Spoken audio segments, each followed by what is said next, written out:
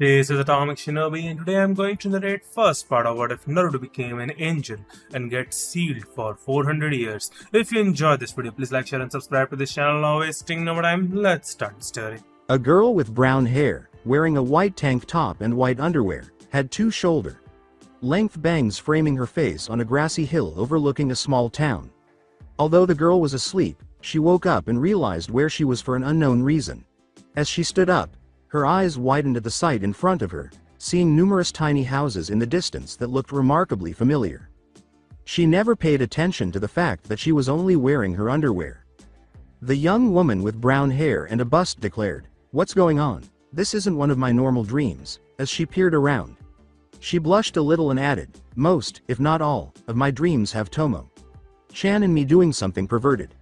But this is bizarre. This is the first time I had a dream like this, and why is it that I'm on Sakura Hill?"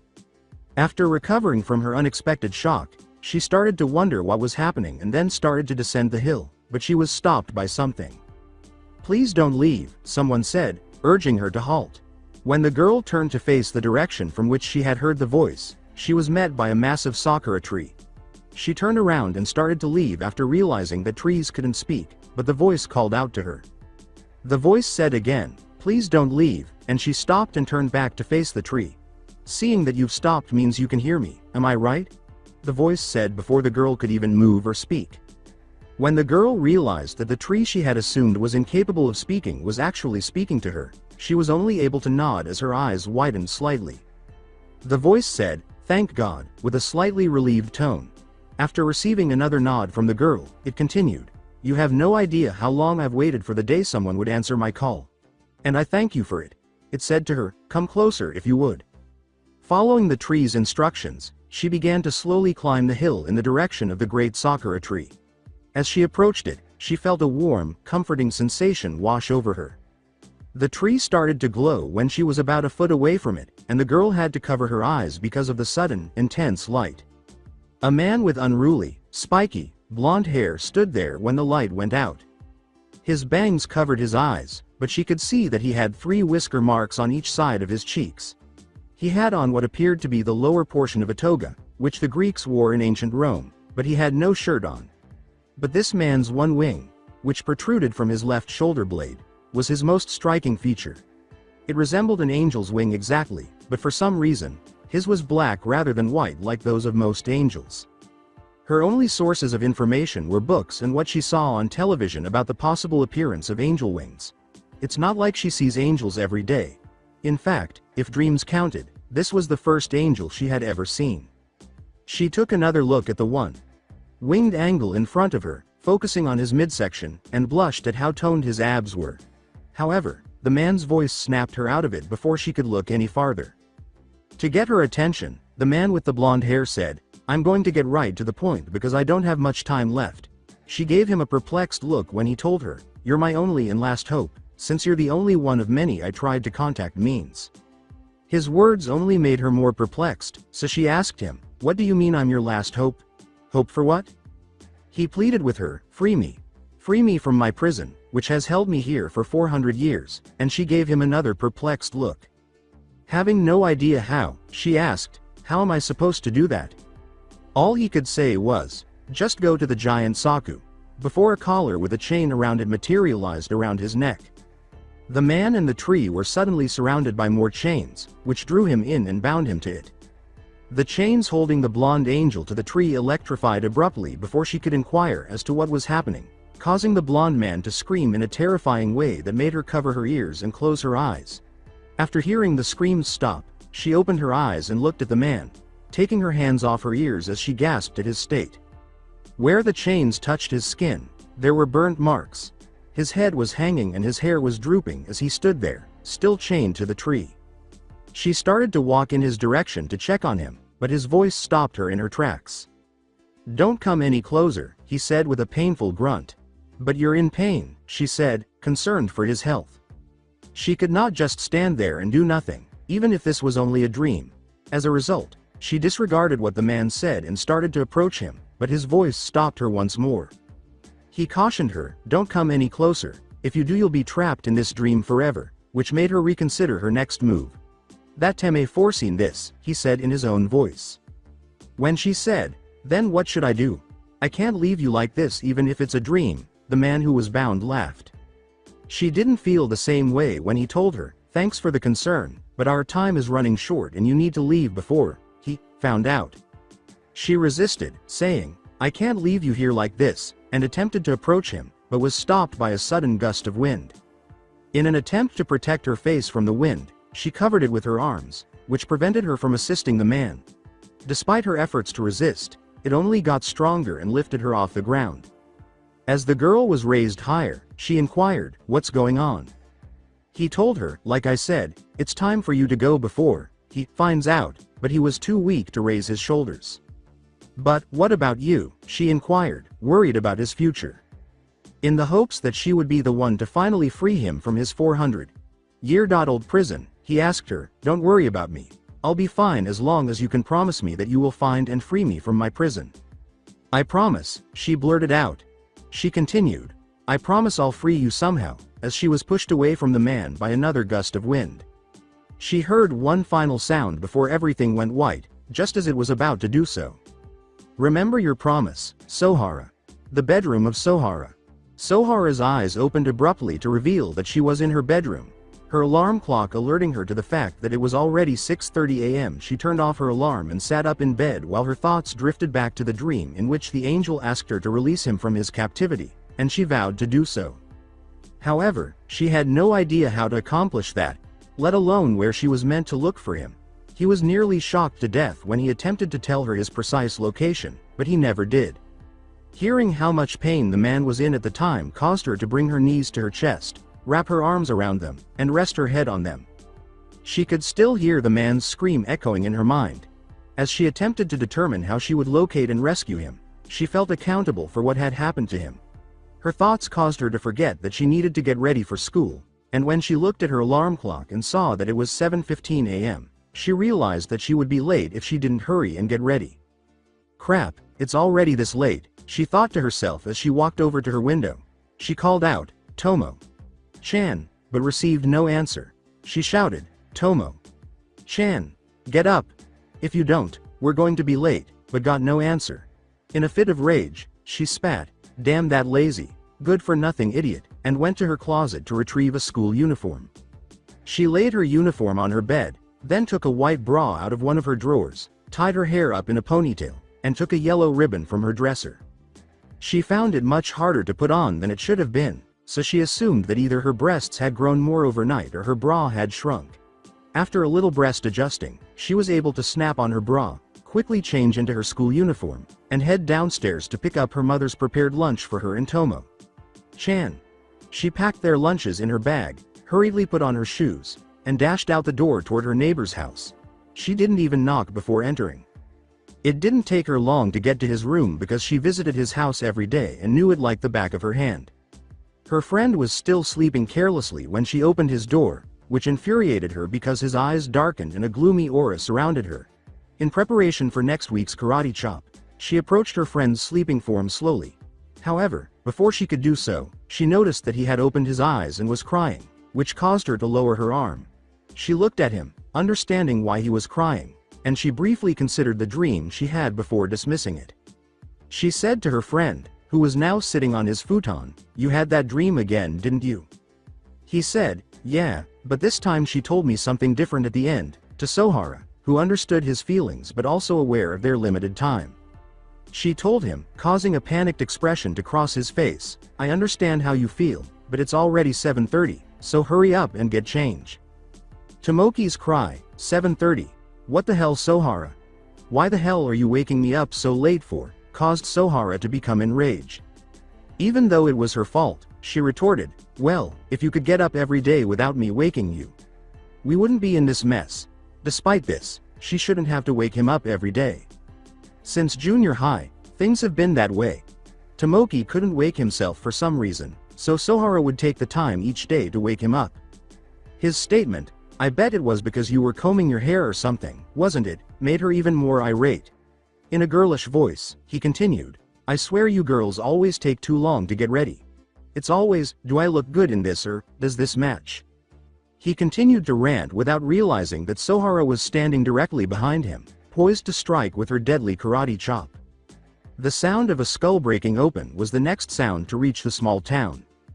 "Just shut up and get change," Sohara commanded, her back to the now dead Tomoki, who had a large lump on the back of his head.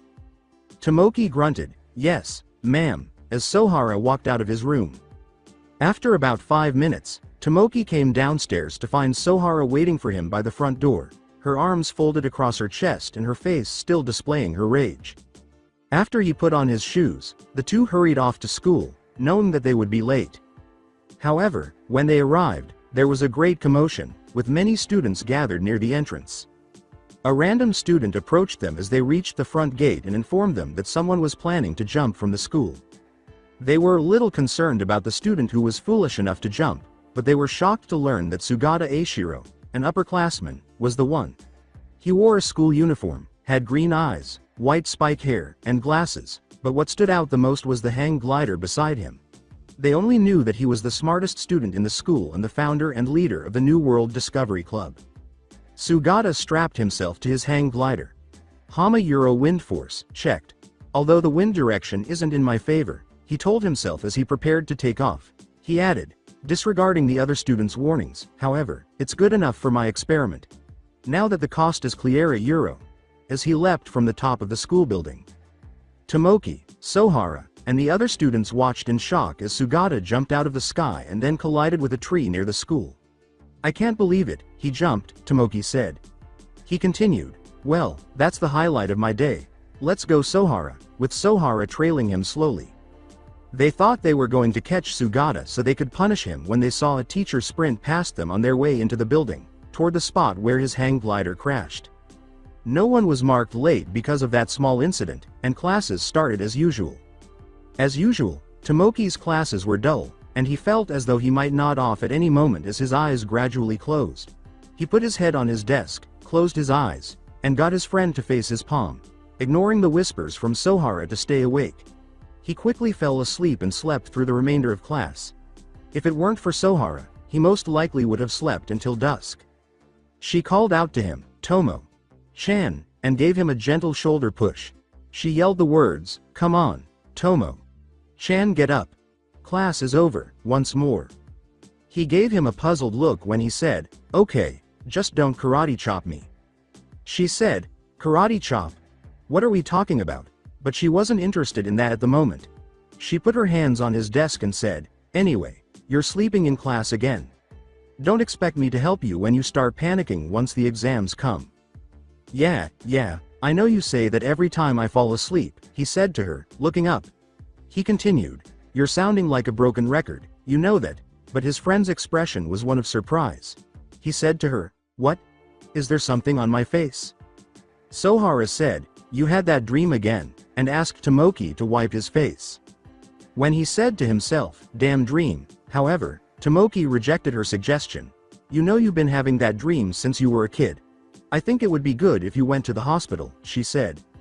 He said, "What? Are you crazy? And what do you want me to tell them?" "Oh, hey doctor. I have a problem, you see. I cry while I'm dreaming. Think you can tell me why that is?" which caused Sohara's eyebrow to raise. She said, "Then how about asking Sugata, senpai?" But her childhood friend gave her a blank look.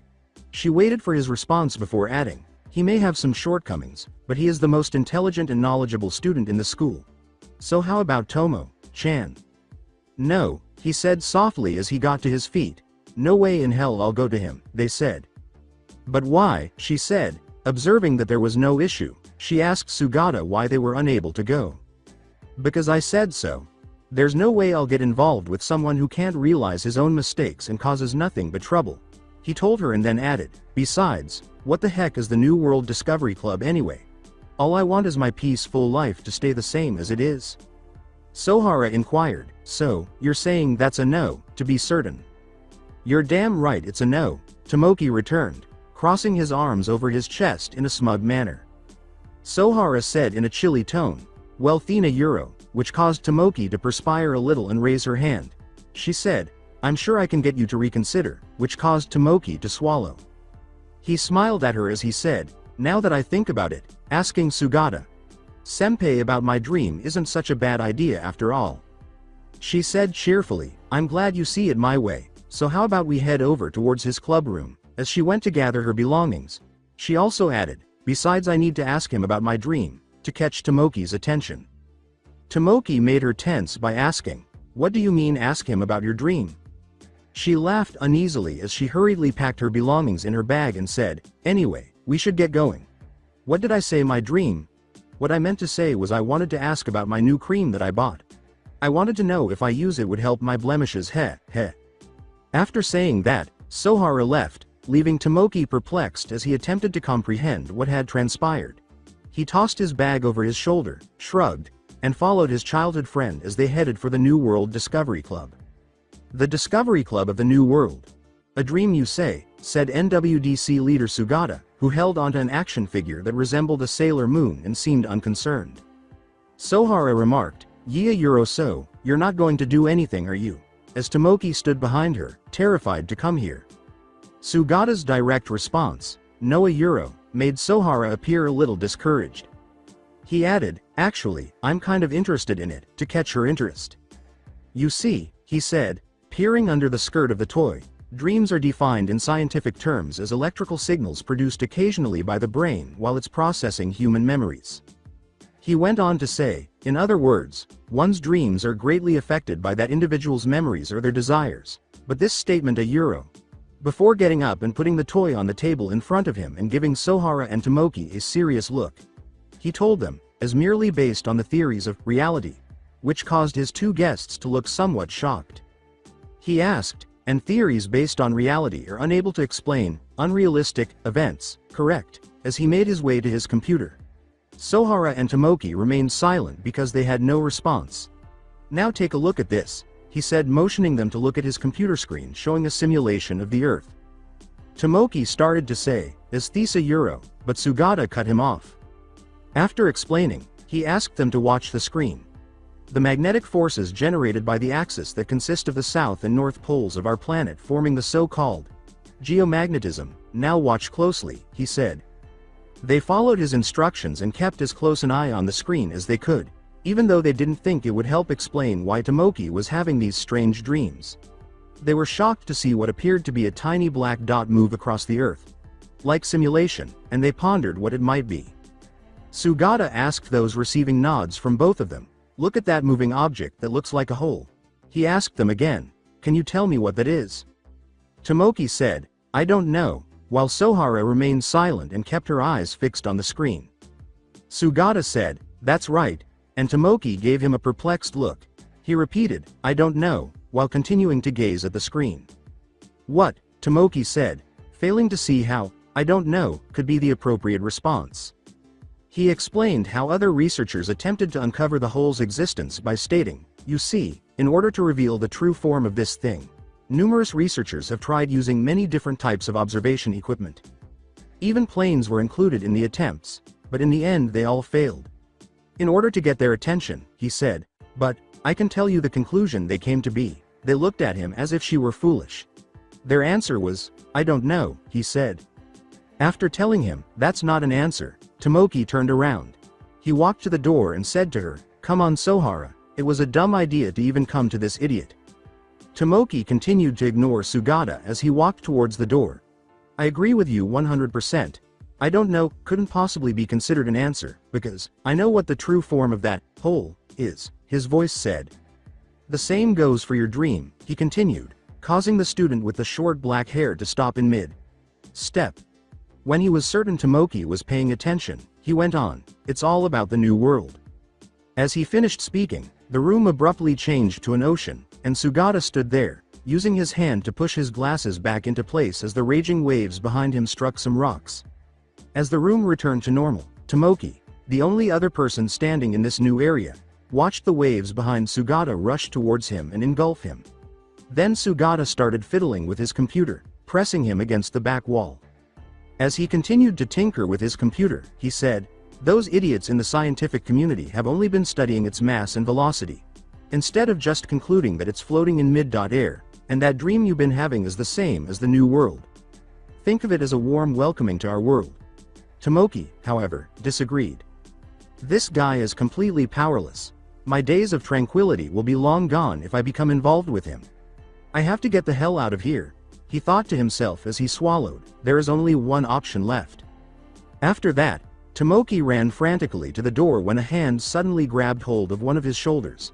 Thinking it was Sohara, he stopped because he didn't want to get karate chopped, but to his surprise, it was Sugata's hand. Tomoki, you're lucky. The new world will pass directly over this town tonight at 12 o'clock, Sugata told him. You'll accompany me, right, Sakurai Tomoki? Sugata asked. He started to yell, like hell IWI, but someone answered on his behalf. He will, of course. As Sugata told her she could accompany them, Sohara responded on Tomoki's behalf, if it's okay with you, may I join you guys? Tomoki yelled, Sohara what the hell, but Sohara simply gave him a joyful look. This is fantastic, Tomoki, she told him, ignoring the angry expression on his face. Not only will we be able to see what this new world might look like, but we can also find out why you have been having those wired dreams. He informed her, no, it's not, but she ignored him and began writing something on a piece of paper before giving it to Sugata. Sohara gave Sugata the piece of paper and said, here are both Chan's and my contact details. Sugata fixed his glasses and took the paper out of Sohara's hands. Got it, he said. I can hear it, Tomoki thought to himself, the sound of a four-eyed fool and a devil who chops karate breaking up my peaceful life. Sugata informed them, good. Then tonight at 12 we'll meet under the sakura tree behind the shrine, to which Sohara nodded and Tomoki nodded somewhat in horror. Sugata resumed tinkering with his computer as Sohara and Tomoki left, but Sohara halted as she was leaving the room because she remembered something. In the hopes that he wouldn't inquire, she said, oh yeah, Chan, there's something I forgot to ask Sugata. Senpai. So you go on ahead, okay. Tomoki said, yeah, whatever, I'll see you tonight then, as he walked down the hall with his shoulders slumped, as though he had just lost something important. After watching him go, Sohara turned back to face the New World Discovery Club and entered. See you tonight then, she said. She noticed Sugata typing something into his computer, but he spoke before she could react. Without glancing at her, he asked, is there anything I can help you with, Ms. Mitsuki? Well, you see, it has something to do with a dream I had, she replied. He continued typing and answered, are you referring to Tomoki's dream since he didn't explain what his dream was? She reiterated, no, it's a dream I had, but Sugata showed no interest. He calmly told her, nightmares are very common, Ms. Mitsuki, I'm sure that all it was, without even looking at her. She yelled, it wasn't just some dream, to get him to stop typing. Dreams don't feel as real as the one I had last night. I can still hear that man screaming in my head, Sohara stated to him. When he noticed tears welling up in her eyes this time, he knew she meant what she had said. He said, I'm sorry, I shouldn't have said that, to her. She wiped her eyes and told him, it's okay. He got up and unfolded a chair for her before settling back into his own chair. Why don't you have a seat and tell me what your dream was about? He suggested. She accepted his offer, sat down in the chair in front of him, and started to describe her dream in detail. From how she awoke on Sakura Hill and attempted to flee, only to be stopped by a voice, to the scene where the angel that emerged from the tree was shackled to it by chains, shocking him before a gust of wind carried her away. She started to tell Sugata about the angel nearly dying from shock, but she had to stop to wipe the tears from her eyes. Now that he had the opportunity to hear Sugata's dream, he was quite interested in it, but there was one thing that bothered him. Why did this angel pick Sohara out of all people, and who was it? Furthermore, what might have been meant by the statement that, you need to leave before he found out? Maybe someone from the New World, but the most crucial information was that he had been imprisoned for 400 years. Could that have meant the Sakura tree, which is 400 years old? He would need to consider this further before responding to Sohara. She asked, so you have any idea to what it could mean, hoping he would so she could fulfill her vow to the angel. A promise is a promise, regardless of whether it was made in her dream, and she was determined to keep her word. He gave her a nod when he said, well, not at the moment. Give me some more time, and I'm sure I'll come up with something by midnight tonight. After saying, then I guess I'll leave it to you then, she got up, moved to the door, and left the room. She told him, I'll see you later tonight, and then she shut the door, leaving Sugata to consider what he had said. Sugata returned to typing whatever he could on his computer as he attempted to piece together what Sohara's dream might mean. Just as the room's door closed, he quickly came to a number of conclusions, one of which was that it was related to the new world, but the others were somewhat different. Then his gaze strayed to the side of the room, where a hand axe rested against the wall. He got up from his chair, moved to the axe, and picked it up. He said to himself, if what she said about her dream were true, then we might just need this, as he peered out his window toward the sakura tree. The great sakura tree in the middle of the night. Tomoki was sitting alone on top of Sakura Hill. His four-eyed senpai had instructed him to meet beneath the great sakura tree, but he was unable to do so. Something about a teacher catching him for his actions this morning. Even Sohara was unable to attend, stating that her mother forbade her from staying out late, so he had to go alone. Tomoki said, "Some friends I have," after checking his phone to see that it was only 11:58. He was already tired of this nonsense. He screamed, "You know what? Screw this, I'm going home," but he was unable to leave for some reason. An image of an angel materialized in his mind as he stood, recalling what it had told him. The sky has captured me. Then he recalled what the angel had told him this morning. What the hell does that even mean? How is it possible for the sky to capture anyone? He asked himself. And what did she mean when she asked me to help free a friend of hers and that someone close to me would know where to find him? As he considered those ideas, he looked at his phone once more and saw that it was 12:02. See, nothing happened. Stupid senpai, he lied, saying the whole would. He was startled when his phone rang before he could finish speaking, so he answered it. "Hello," Tomoki replied, unsure of the caller's identity because he was unsure of the number. "Tomoki, it's me, Sugata," Sugata said. Tomoki shouted into his phone, "What the hell, senpai, are you trying to scare me?" "Sorry about that, but I need you to calm and listen carefully," Sugata said gravely, grabbing Tomoki's attention. "Get away from there now." "Why? What's going on?" Tomoki inquired, perplexed by his senpai's anxious tone. Sugata attempted to notify Tomoki, but his connection was failing. "When I was on my way over, I took a quick glance at the date my computer gathered and something weird happened the Himalaya moving stop," Sugata said. "I can't understand what you're saying, senpai. You're breaking up," he replied to Tomoki. "You're a above a." Something slammed into the ground near where Tomoki was, sending him flying back a little before Sugata could finish his sentence. Tomoki walked slowly toward a crater that was created by whatever struck the ground nearby, forgetting he was speaking with Sugata on the phone. He was shocked when he arrived at the crater's edge and turned to see what was causing it. It turned out to be a stunning girl with pink hair and two long bangs that framed her face with black highlights.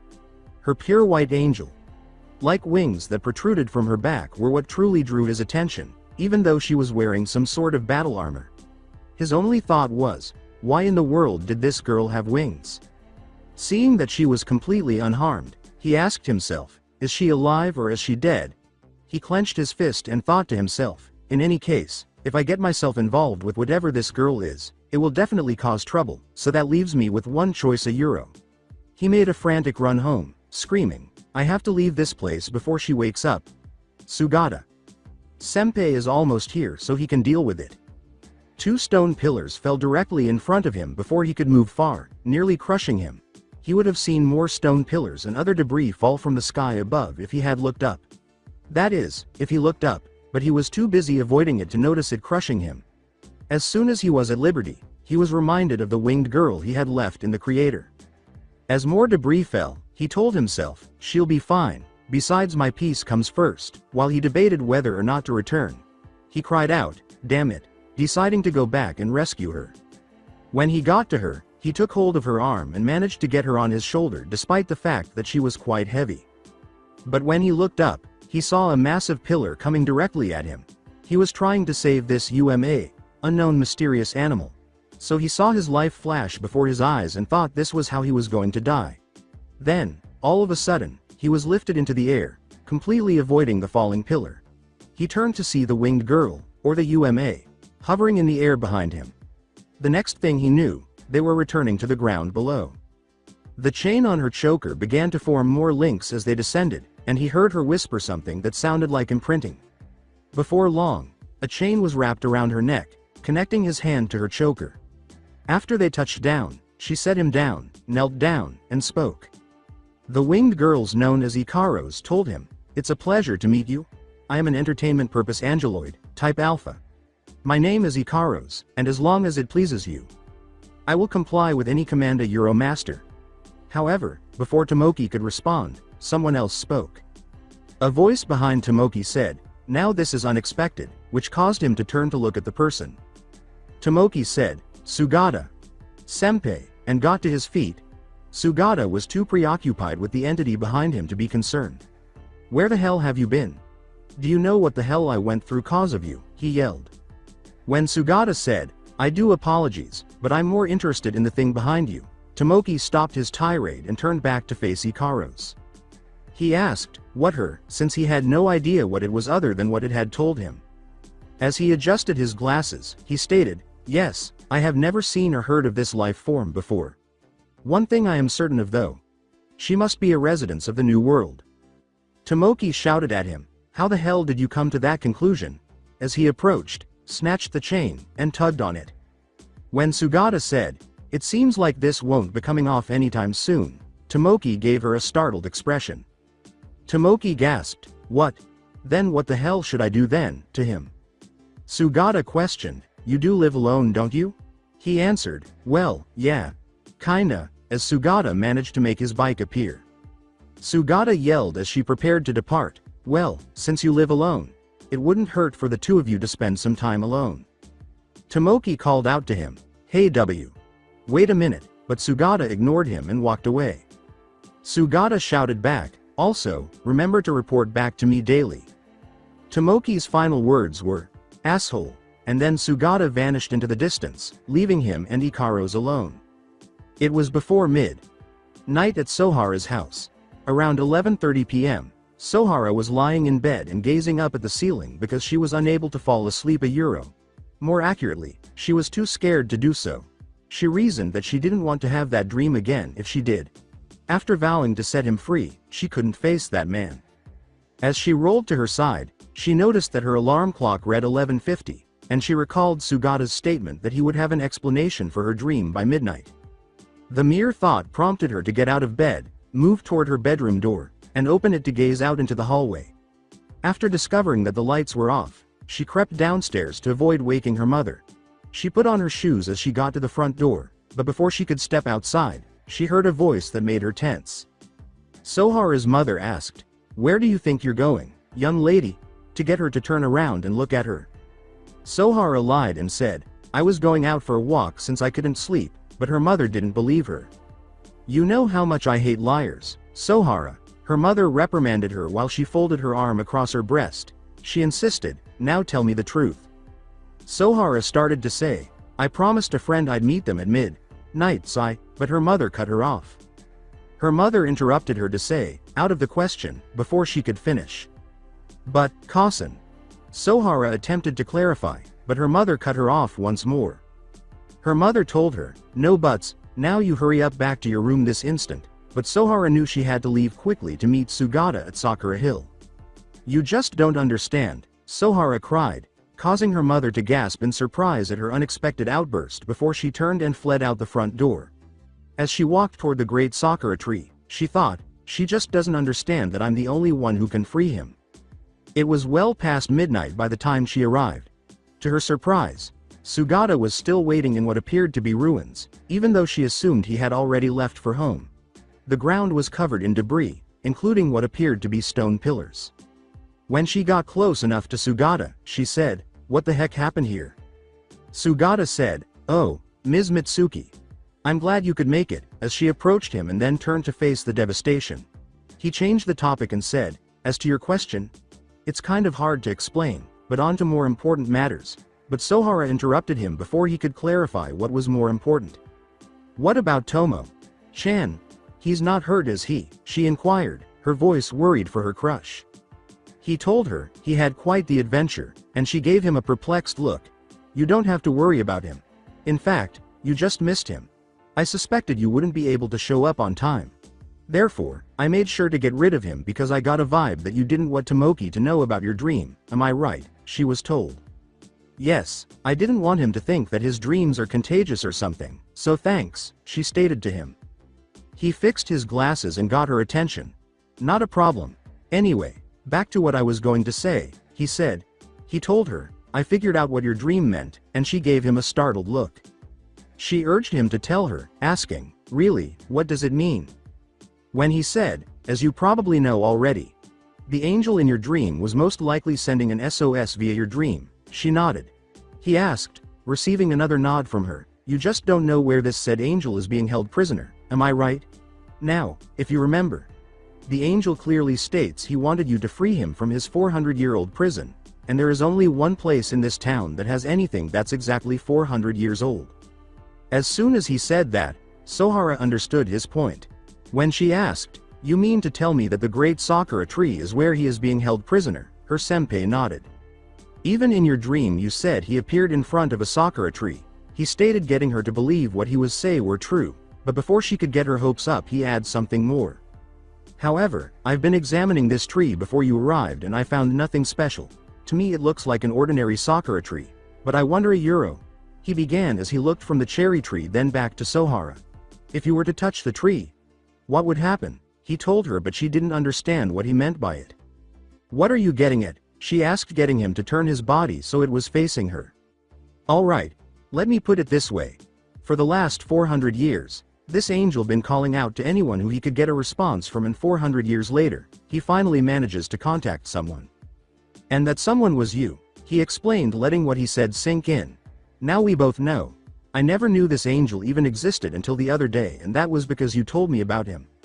But, what if the one he contacted were to go where he is being held prisoner? Then maybe he'd show himself, he finished, then watched Sohara closely as she processed what he told her. What if it doesn't work? She asked, doubting that it was only possible for her to find him, but he did say she was his last hope. We'll never know until you try, Sugata merely replied as he watched Sohara clench her fist. You're right, she said, then made her way towards the cherry tree in front of them. While Sohara made her way towards the tree, Sugata walked over to his bike and pulled out a hand axe out from his bag, the one he had in his clubroom, and then went to meet up with Sohara. Just as he reached where Sohara was standing, he saw her reach out to the trunk of the tree, but was stopped by bright light, forcing the two to shield their eyes. What they saw next once the light died down was something they couldn't explain.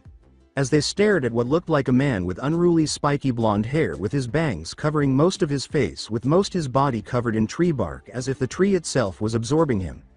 There was also chains wrapped around the tree, one of them connected with a choker around his neck, binding the man to it. It's him. The man from my dream, Sohara said, dumbfounded that he actually existed. Sugata was dumbfounded as well. Not only did he see some sort of angel being that was with Tomoki, but now he witnessing with his own what could possibly be angel stuck inside a tree. We have to help him, Sohara told Sugata as she went and tried to pull the chain off the tree, but soon as she grabbed it, it shocked her, forcing her to let go. Ow, it shocked me, she whined as she flexed her now numb hands. Are you alright? Sugata asked, getting a nod from her. It seems like whoever imprisoned him here wanted to make sure he stayed here, he voiced his opinion, but Sohara wasn't going to be stopped that easily. I don't care who it was. I promised that I'd free him, and I'm damn well going to keep my promise, she said with as much determination she could, and that was Sugata's cue to hold out his axe, getting a confused look from her. What's that for? She asked, wondering why he was carrying an axe. Well, I predicted this might happen. So, brought this with me. Looks like I was right, he told her, getting her to look at him. How were you able to predict something as this? She asked, then shook head as it wasn't important. Forget about it. I have a promise to keep, she said, grabbing the axe from his hand. Gripping the axe in her hand as she positioned herself in front of the chains, she lifted it up and swung it, hitting the chain dead on, cutting it in two. However, the instant the chain broke, the bark around the man's body started to spread to the rest of his body in a more rapid pace.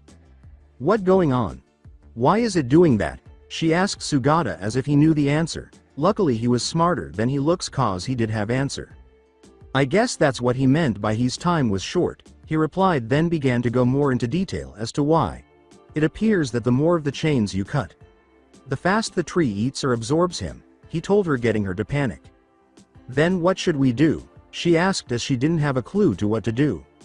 Our only option is to cut the chains all at once. Otherwise he'll be absorbed by the tree the moment you cut another chain, he informed her, giving her only one option. The only way I can cut the chain all at once is to use my karate chop, but what if it doesn't work, she thought to herself while looking at her hand. Sugata knew Sohara would be able to pull it off, but without the right motivation, she wouldn't be able to. Consequently, he stated, "You won't be able to keep your promise if you don't hurry, Ms. Mitsuki." As soon as he finished speaking, Sohara's eyes widened slightly, causing her to raise her hand. She then quickly brought it down onto the chains, cutting right through them. Shortly afterward, she seized the man's hand and started dragging him from the tree. Sugata also wasted no time in doing the same thing. Together, the two of them quickly managed to extract the man from the tree, which sent the three of them tumbling back to the ground. Both Sohara and Sugata watched as the tree swiftly covered its enormous hole as though it had never been there, while they sat there taking a break. Before they could unwind, however, they saw that the man's body was being pulled toward the tree by the chain that was fastened to his choker around his neck. Both of them grabbed hold of the chain on impulse and began tugging in the vain hope of stopping it. The tree was gradually pulling them along with the chain, but it was much stronger. Sohara asked him, "Sugata, what should we do?" in the hopes that he would think of a strategy for their predicament. He told her, "You have to cut the chain with either your hand or the axe," but she wasn't certain she could achieve this. She started to say, "But, if I let go the tree," but Sugata interrupted. He assured her, "Don't worry, I'll be fine, I'm stronger than I look." She was initially dubious, but she realized they were running out of time, so she had to trust him, but before she could prepare to cut the chain, she heard a different voice. "Fucking choker." The only sound they heard caused them to turn and gaze at the now standing blonde man. Then the man held out his right arm sideways and extended his wing. His entire arm then appeared to be covered in some sort of black battle armor, with a fire-like wing emerging from his left shoulder blade and a claw gauntlet for his hand. He placed both hands on his choker and started pulling on it once it had finished materializing. The man yelled angrily, shattered the choker in two, and dropped it to the floor. "Man, does it feel good to move again," the angel with the blonde hair remarked, for the most part to himself. As he stared at the tree, he added, "But, I shouldn't get too relaxed just yet," which made the two teenagers a little uncomfortable. Both Sugata and Sohara's eyes widened as they turned back to face the tree and noticed the cherry tree in front of them. Suddenly, vines that resembled tentacles emerged from its branches and were moving directly in that direction. Before they knew it, the blonde angel with the outstretched right arm was standing in front of them. He was about to be struck by the tentacles when a red shield materialized in front of him, turning the vines to ashes before they could reach him. Remember one of Code Geass Gurren MK? II's Colin Statfeld's arm attacks. Then, just before more vines emerged from the tree, the man leapt back behind them both, wrapped each arm around their waist, and took off. In just a few seconds, they were all well out of the vine's grasp and hovering in midair while they observed the vine's attempts to find them. Sohara watched the vines search for them and said, "What the heck was that?" In response, the angel said, "Not your everyday cherry tree. I tell you that much," grabbing her attention. She blushed when the man added, "I guess you were able to keep your promise after all, Sohara Chan," as it was the first time her name had been pronounced with a Chan suffix. After giving him another glance, Sohara was able to see one of his eyes because the wind had blown his bangs away from his face, revealing his azure eye. Like in her dream, she could also see 3 whisker marks on both of his cheeks, which would make him look kind of cute if he chopped his hair. He still remembered her in spite of this, but his subsequent words ruined the moment. He asked the two, causing Sohara to perspire, "Now, can one of you tell me where I can get some ramen? I'm starving." As Sugata fixed his glass as though he were oblivious to his query. "What? I've been trapped in that damn tree for 400 years. I think I at least deserve that," he replied. To get the angel's attention, Sugata told him, "I'm sorry to tell you this, but most shops and restaurants close after midnight. So, there's no way for you to get your ramen. Besides, I sure you don't have any of this world's currency, now do you?" he continued. The blonde angel asked, "You two wouldn't happen to have any?" But they simply shook their heads. "Well, this sucks. I was really hoping to get some ramen," he complained. Sohara never introduced himself as if he had ever had the chance to do so, so he said, "Uma Euro, if I may ask. What's your name?" He laughed and said, "Oh yeah, I forgot that, didn't I?" before descending far from the cherry tree. "The name's Naruto. Uzumaki Naruto," he says as he puts them down again. Sugata asked, his gaze never leaving his. "Well, Mr. Uzumaki, care to tell us how you ended up stuck in that tree?" Naruto smirked after returning his look. Despite being well over 400 years old, Naruto responded, "That's a very good question, Euro, that I'm not going to answer, and call me Naruto. Uzumaki makes me sound old." Sohara said, "Naruto Huha Euro, that means fish cake, right?" which caused Naruto to sigh. Naruto blurted, making Sohara wince, "Everyone always says that. Just once would I like to meet someone who'd say maelstrom instead of fish cake." He said to Sohara, "But yeah, my name means fish cake." She said to him, "Well, if it makes you feel any better, I like it, your name that is," as her face began to warm up. Naruto said, "Thanks Euro, I guess," but Sugata cut him off before he could continue. To get Sohara's attention, Sugata said, "It's kind of late, isn't Ms. Mitsuki? Don't you have cleaning duty in the morning?" "You're right, but how did you know that?" she asked, thinking it strange that he would be aware of such a thing, but he didn't respond. She said to him, "Anyway, it was nice to meet you, Naruto, but I should real get going," and was ready to leave when Naruto intervened. He said, "Well, if you're in such a hurry, why don't I take you home?" And, before she could respond, he put an arm around her waist and lifted her and Sugata away. Sugata informed him, "This isn't necessary, I'm my own transportation," but Naruto simply laughed. Sugata was forced to reconsider after Naruto retorted, "If you're talking about that thing with those weird circles, then you can forget about it. Unless you'd like to be eaten by that tree." "Good point," was Sugata's only comment. After saying that, Naruto started to head towards the town to meet up with his new pals. The tent of Sugata by the river. Since it was always women first, unless it was ramen, then it was first come, first served, so Naruto dropped Sohara off first after arriving in town by plane. He was shocked to learn that Sugata lived on the outskirts by a river rather than in the town when he asked where he lived so he could drop him off. Since it was none of his business and took him wherever he lived, he wondered why that was but chose not to ask. When they arrived at their destination, Naruto noticed a tent with the words Sugata written on it, confirming that he did, in fact, live on the outskirts. He had no idea why he would decide to live in such a remote area, but again, it was none of his business and he remained silent. Sugata, however, had a different perspective because he had a lot of questions and only one solution came to mind. After the blonde angel set him down, Sugata said, "Tell me, Naruto," capturing his attention. He watched Naruto come up with a response. "How is it that out everyone you tried contacting? Sohara was the one who was able to hear you. Also, how did you know her name when she never once mentioned it to you?" he said. Naruto started to say, "That's another great question," but Sugata cut him off. Sugata responded, "That you're not going to answer," completing Naruto's statement. "You catch on quickly," Naruto grinned in response. He prepared to take off, saying, "There are some things in life one is better off not knowing," but he turned back to Sugata. He said, "I'll tell you one thing though," capturing his entire focus. "That girl isn't your ordinary human. In fact, she above them all." Naruto left him to think about what he had just told him before leaving without saying anything more. Sugata watched Naruto vanish into the night. He then went inside his tent to retrieve his laptop, but he didn't remember to put it in his bag. Which also happens to have a killer tree on top of Sakura Hill. Since these were his only pair of clothes, he started to remove them so he could wash them since he knew there was nothing else he could do. As he did, he reflected on Naruto's statement that Sohara was superior to all other humans and not just a regular person. There was nothing exceptional about her other than that kill chop of her, so he wasn't sure what he could have meant when he said that she was superior to all other people.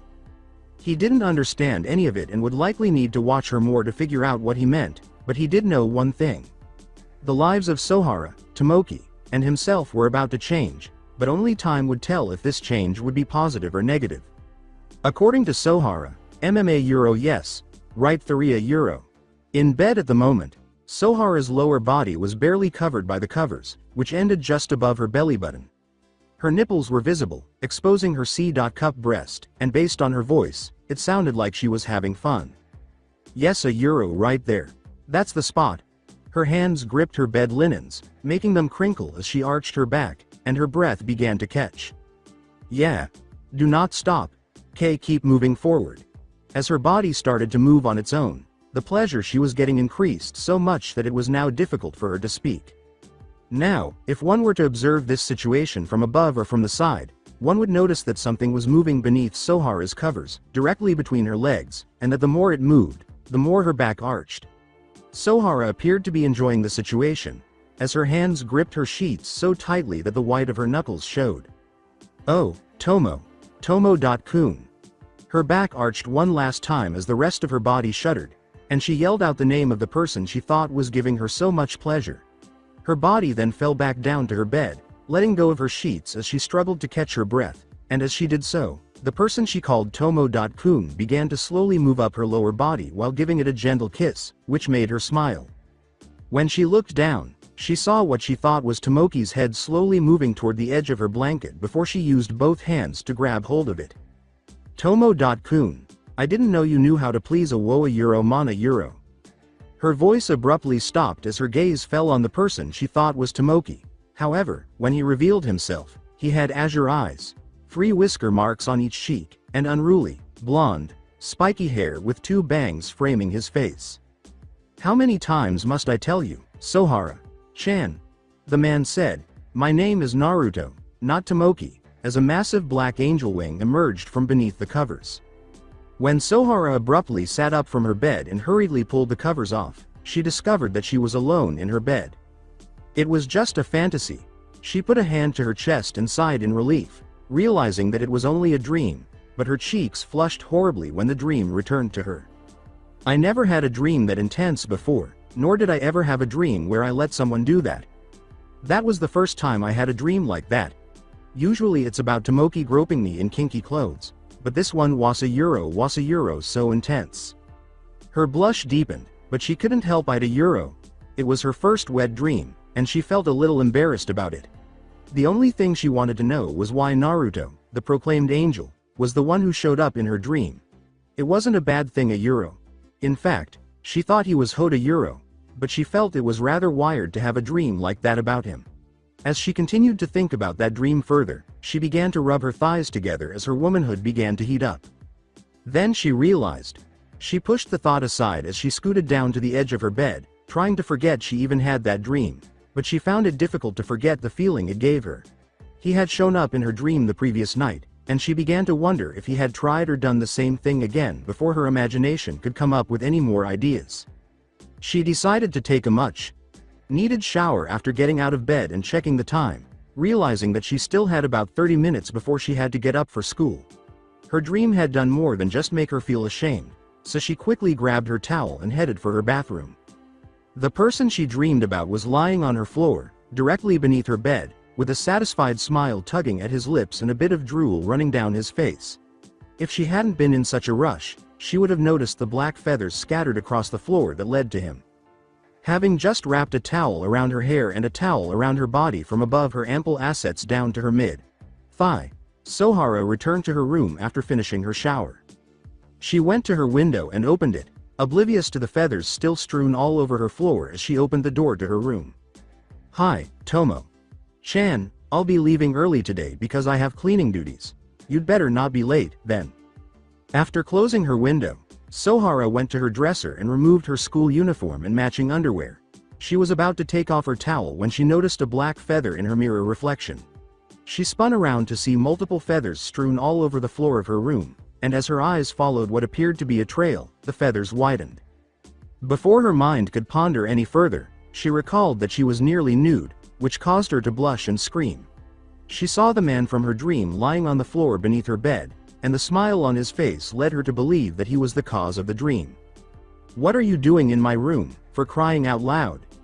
She screamed so loudly that half the town woke up, including Naruto, and he smacked his forehead against the bottom of her bed frame. As he rolls out from under her bed, Naruto mumbles, "Awa euro damn that hurt," and rubs his now sore forehead. Dude, do you have a pair of lungs on you? It makes me think of the scream attack of a nymph. Naruto gets up and looks at Sohara, the source of his excruciating headache. He notices that she is only wearing a towel, which makes him raise an eyebrow. He asked, "Am I missing something here?" as his gaze strayed to Sohara's legs and then back to her eyes. "What are you doing in my room?" Sohara repeated after blushing at the way his eyes scanned her body. He could tell she was a little uneasy about him being in her room, especially wearing just a towel, after hearing her ask without yelling this time. "After I dropped you and that Sugata kid off, you see, since I truly had nowhere to go, I reasoned that staying here would be fine. I would have slept downstairs, but I chose to sleep in your room at Euro, on the floor, of course Euro, because I didn't want to frighten your mother." Fortunately for him, she was able to resist the urge to karate chop him even after he explained why he was in her room. "How could you possibly believe that staying in my home a Euro, and in my room, at that a Euro, would be acceptable?" He was right that he didn't have a place to stay, but she was trying very hard not to hit him because he had to know that sneaking into her room without her knowledge was going too far. She lectured, crossing her arms under her breasts, which caused her towel to loosen. "You should have asked me first before assuming it was all right," she said. "I was about to wake you, but I decided against it. I must have passed out after experiencing severe hunger pain and collapsing to my knees." Sweating at his justification, Sohara wondered if he only thinks about food, but she couldn't hold it against him because he had been imprisoned in a tree for 400 years, and if she were also imprisoned in a tree for that long, food would be her only thought. "Well, I guess I can forgive you this once, but if it happens again I won't be so forgiving," she said in order to get him to nod. "And I bet you're probably hungry too, right?" "I certainly am. It had been 400 years since I had eaten." She shook her head at his sudden outburst of enthusiasm. "I'll see if I can find you anything to eat, but let me change first. I think it sounds good, but what I eat isn't really important. I'm all for it as long as it tastes good, but if you have ramen, I like it better." Naruto's eyes widened as she let her arms fall to her sides and let her now loosened towel fall to the ground, shaking her head once more at his ramen craving. "What's the matter? Why the startled expression?" He turned his head away to cover up the slight flush on his face and said, "Why? Your towel Euro came undone." He was correct. Sohara realized as she slowly looked down and noticed that the towel she had been using to cover her body was now on the ground, allowing the winged angel in front of her to see everything and swiftly pick it up. She rushed towards Naruto on impulse, swinging her hand in an attempt to karate chop him. Naruto, who is as quick as he is, saw it coming, ducked under it, and rolled over to the door. "What on earth is wrong with you? I'm not to blame for your towel falling. Fuck this. There's no way in hell I'm letting her hit me with that." But it was not heard because Sohara was already approaching him.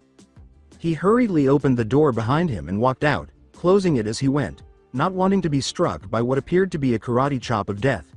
He sighed when he heard Sohara stop on the other side of the door and headed downstairs. "Geez," he thought as he made his way downstairs, it was like looking at one of Sakura's punches. Now that he was standing in what he assumed to be the kitchen, he gazed at Sohara's refrigerator and debated whether or not to open it because she was taking an inexplicably long time getting dressed. He caught a glimpse of something blurry out of the corner of his eye before he could decide. As he went to check, he noticed the hazy object moving up the stairs and into Sohara's room.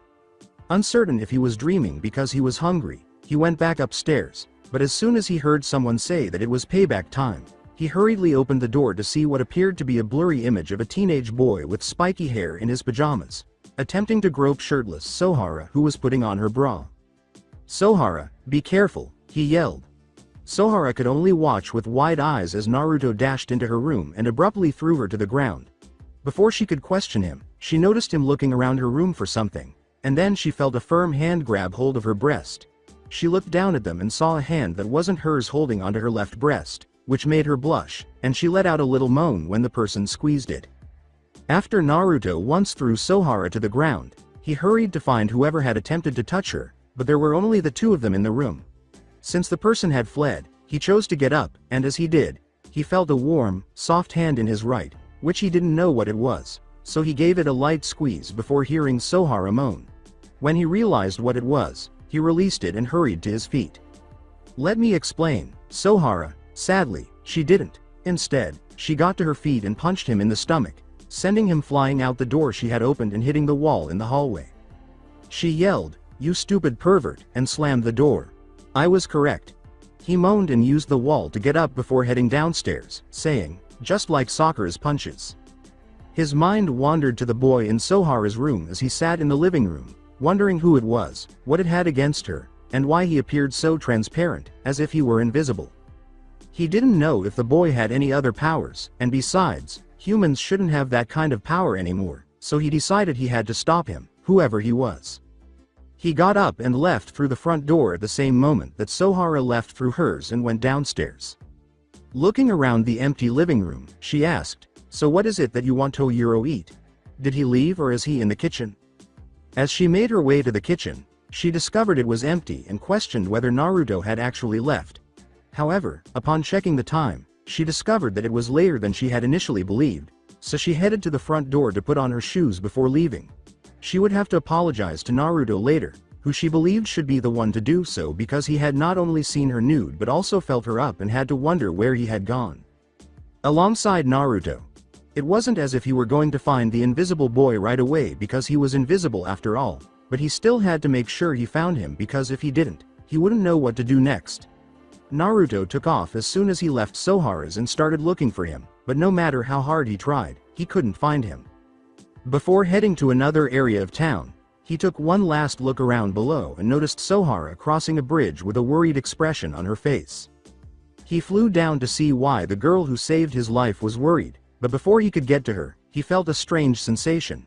He felt a tremendous amount of pressure on his body, which made it difficult for him to move, but he was unaware that the pressure was relieved when his eyes flashed a crimson-orange color.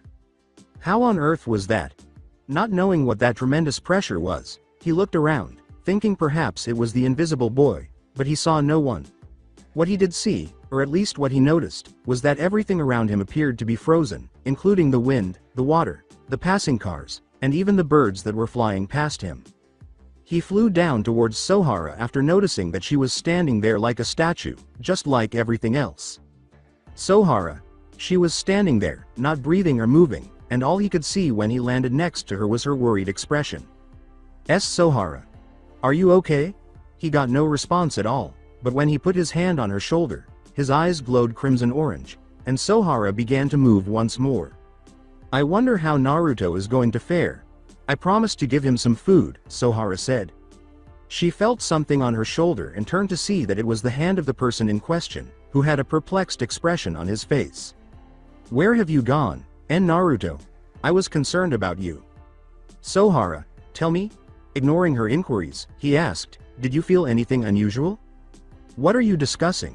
Did a great deal of pressure feel like it was pressing down on you? Are you feeling all right? Sohara asked, glancing at him. We can get you something to eat if your hunger is that severe. I have a little time left before I have to report to school. Naruto missed that last bit, though, because he was too preoccupied with wondering why she didn't feel that pressure. Before he could think of an explanation, he noticed the same boy he had seen in Sohara's room running in their direction. Strangely, he was naked, and something was flying behind him. He swiftly grabbed Sohara, startling her, so that the boy wouldn't see him, and then he made a hand gesture. When Sohara realized that the blonde angel was still shirtless, she watched as he abruptly grabbed her and pushed her face against his bare chest, causing her pale cheeks to flush once more before she pushed away from him. She started to say, "What the heck are you, but Naruto told her to shut up by covering her mouth with one hand and placing a finger on his lips with the other. She was about to object when she heard a familiar voice say something, but she remained silent and turned to see her neighbor Tomoki running towards Naruto, her butt nude, and what appeared to be a girl flying behind him in a very revealing outfit with black dyed bangs and pink hair wearing a pair of white angel wings. Master? Where are we heading? Inquired Ikaros. Where else but the school? I can do anything I want because I can stop time. Like peeking under girls' skirts without getting physically assaulted. When he told her that, Tomoki had a huge, perverted smile on his face while running past Sohara and Naruto. Sohara, on the other hand, had a look of pure hatred on her face. Hey Tomo-chan, I will kill you as soon as I get my hands on you. She raised her hand to emphasize her point, but all of her rage vanished as soon as she saw Naruto's face. Naruto, she said, are you okay? It seems like you saw a ghost or something. Naruto was looking shocked and a little pale. Ikaros. But why did she call that boy master and why is she here? Before Sohara's words became serious, Naruto was too stunned to hear them, and without warning, he put an arm around Sohara's waist and abruptly lifted off. "What the devil are you doing, Naruto? Going after them?" "Not that," she said. "I need to get to school even though I would really like to beat the shit out of Tomo-chan." But Naruto didn't give a damn about her wishes at this point. In case you hadn't already noticed, for some reason, it seems like time has stopped and everything around us is frozen. Sohara remembered what Tomoki had said when he pointed it out and looked down to see a number of people, including cars, standing still. After repeating, with the power to stop time, she turned to face Naruto and asked, "So this is Tomo-chan's doing? Does it appear that way?" She knew her friend was a fool, but he couldn't stop time. If time stopped, how could she move when everything else stopped? Additionally, why couldn't Naruto move, and why didn't Tomoki notice them on the bridge? How come we can move if time stopped? Like everything else, you were initially frozen, but for some reason, when I touched you, you warmed up. I have no idea why you began to move. What? So how did you manage to move? I'm not sure. I was circling in an attempt to locate that Tomoe whatever kid it was. I felt a tremendous amount of pressure suddenly pressing down on me, but it vanished as soon as I turned to look around. Everything around me seemed to have frozen, as if time had stopped. I saw you at that point, and you know the rest. Sohara was unsure of what to make of it and probably wouldn't believe it if she hadn't seen it happen firsthand. Everything just stopped at but she was bothered by one thing. Why Naruto was searching for Tomoki and who was that girl with the angelic appearance, but before she could ask, they reached her school and saw the boy who was responsible for the town or the entire world being frozen in time. Tomoki was looking up a girl's skirt when he said, "There they are," causing Sohara to glance down and see him and Ikaru's at the school's front gate. That tiny jerk. "Naruto, let me go so I can teach the pervert a lesson for looking up that girl's skirt." Sohara then attempted to break free from Naruto's hold. "Sohara, if you don't stop moving I might drop you." She ignored this, though, and kept slipping out of Naruto's grasp, forgetting that they were still floating in midair. When she was in midair, she closed her eyes, fearing the worst, and began to fall headfirst towards the ground. Only to be caught by two powerful arms and forced to open her eyes, she saw Naruto, who had saved her twice. He exhaled a sigh of relief and said, "Oh, thank God I was able to catch you on time. I still don't understand how to fly with just one wing flapping. I was therefore uncertain whether I would make it to you in time, but fortunately I did." As he placed her on the ground, she said, "Thank you," trying to hide her blush. "In any case, I believe we should stop that perverted Tomo-chan before he does anything else perverted." "I'm sorry, but I can't let you do that. Why don't you tell me?" she said. "You're a pervert too," which caused Naruto to give her a strange look. "No, I'm not a pervert. I just want to see why that girl was with him. Why would you believe that?" he defended, then turned to face the school and saw Ikaru's and Tomoki enter the structure. At that moment, he saw that Tomoki's hand was encircled by the chain of Ikaru's choker. Why should she be here? Did Daedalus send her? If so, why to him? What the hell has happened in the synapse since I've been away? She made an imprint with that boy. Because he didn't know where the synapse was, he was certain that Ikaru's probably didn't either, so he had to ask her. He could only ask himself these questions, and the only ways he could find the answers were to ask Ikaru's or go ask Daedalus herself, but he knew that wasn't possible. Then he turned to face Sohara again and said, "Come on, let's go before we lose them." She nodded, and the two of them headed for the school to find Tomoki. They saw a naked Tomoki who somehow found a spear and used it to remove every pair of panties he found, even putting one on his face like a mask and calling himself Masked Panties. He then proceeded to the girls' changing room, where he started caressing several of the girls' breasts and somehow dove between some of them. But Naruto didn't see it himself because he was afraid Sohara would try to karate chop him if he did, and Sohara didn't see it either because Naruto stopped her so she wouldn't reveal their secret. For the remainder of the day, they followed Tomoki around town as he used what appeared to be a stopwatch to stop and unfreeze time, which he used to enter the women's side of the town's bathhouse after it was crowded with women. Only he and Ikaru's knew what he did. With his perverted needs satisfied, Tomoki returned home with Naruto and a furious Sohara who would be happy to do nothing more than karate chop her neighbor into next week. Not far from Tomoki's residence, When Naruto was successful in convincing Sohara to return home, he decided to stop talking to Ikaros after following Tomoki to his house. With her gone, he was able to slip around his house to the back, where his living room was, where he sat and listened to what they had to say. "How's the food, master?" Ikaros asks as he watches Tomoki consume a whole chicken leg. "Delicious. Everything you prepared is delicious. Thank you for the praise, master.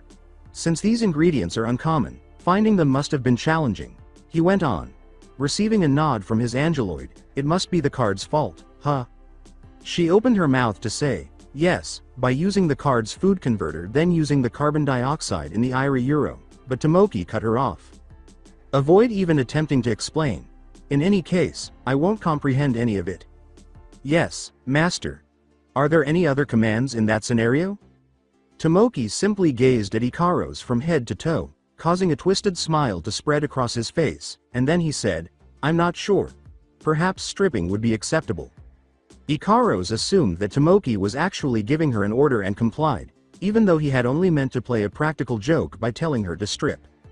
Understood. Ikaros then began removing her clothing, beginning with her shoulder pads, as Tomoki's eyes widened and blood spurted from his nose. "Wah. Wait. Was a euro, I was joking? So simply put on your clothes again? An order cannot be revoked once it has been issued."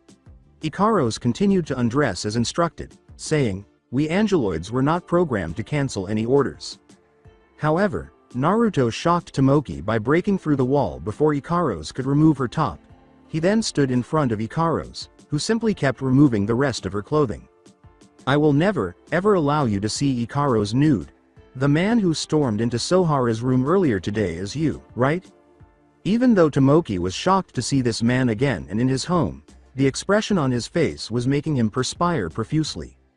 "To believe that you would strip her while using an angeloid for your own twisted fantasies. Well, you went too far there."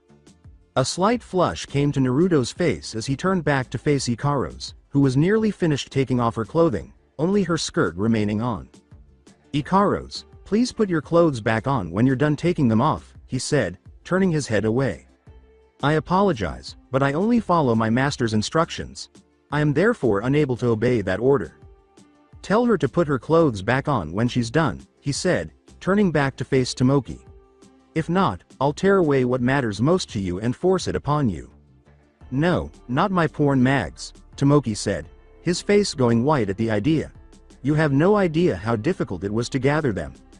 "I was talking about your balls, but if your porn mags are that important," Naruto said, glancing at Tomoki as though he had grown a second head, "then I will simply tear them to shreds." "Anything but that, please." Now that Naruto was perspiring, Tomoki was on his knees pleading with the blonde angel in front of him. "All right, I'll give her the order. Don't tear up my porn magazines, please. I'm pleading with you."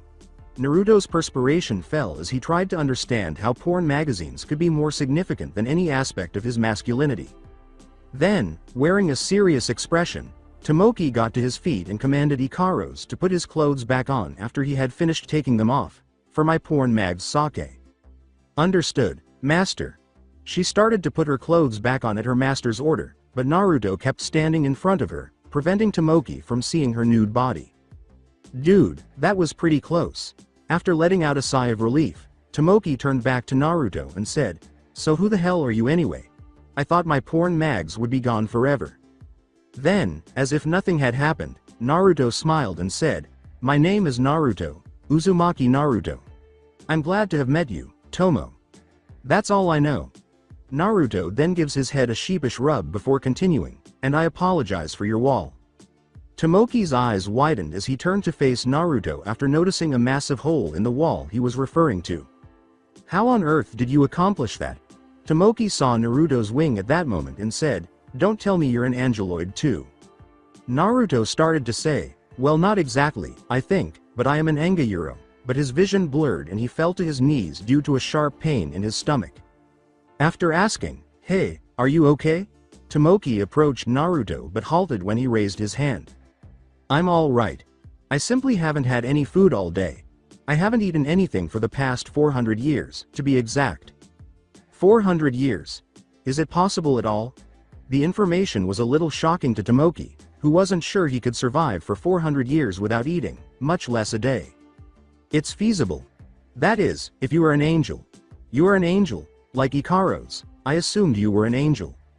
As I mentioned, I'm not positive if I'm still an angel, but that's what I remember. I still am, but whatever.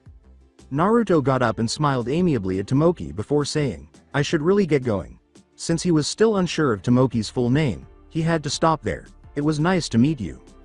If what you said is true and you haven't eaten anything for 400 years, then Tomoki's exclamation, like hell you're leaving, caused one of Naruto's eyebrows to rise. Then I can't possibly allow you to go without eating anything.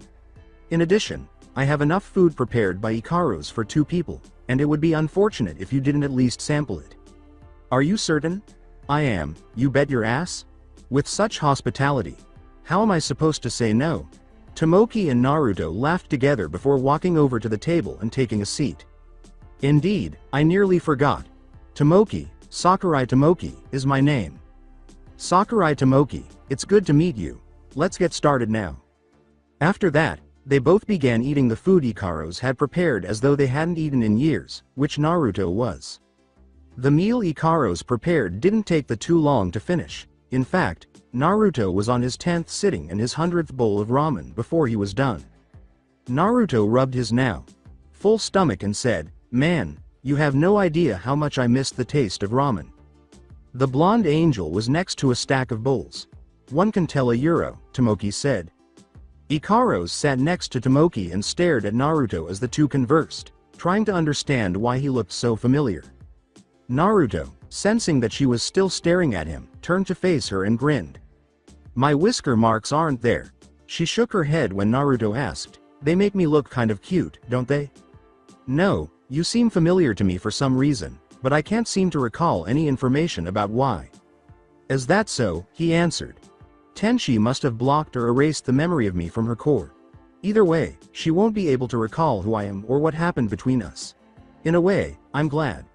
Naruto simply continued to smile at her while he considered this, then remarked, Well, I can understand if you can't remember me.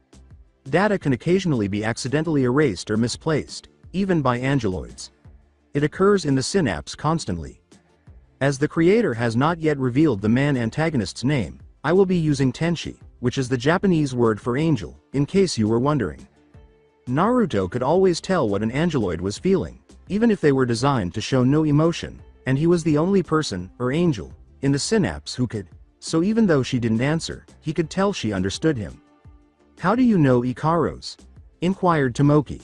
We have a long history together, long before you or any of your family members were considered. All right, then. What were you doing that was so crucial that you were unable to eat for 400 years?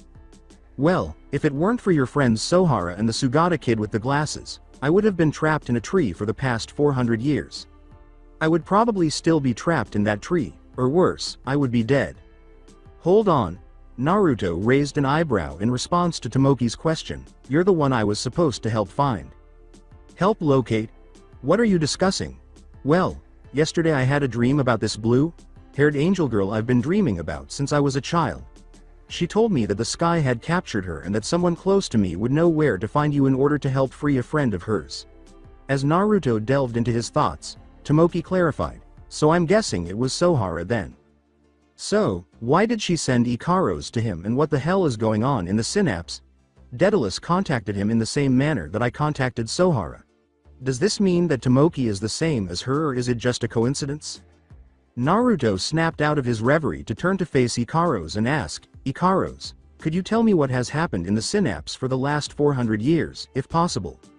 He thought that perhaps if a real angel asked her, she might be able to tell him something, but he was certain that she wouldn't be able to tell him because most angeloids were made to not tell anything about the synapse as a safety measure to prevent humans from trying to find it.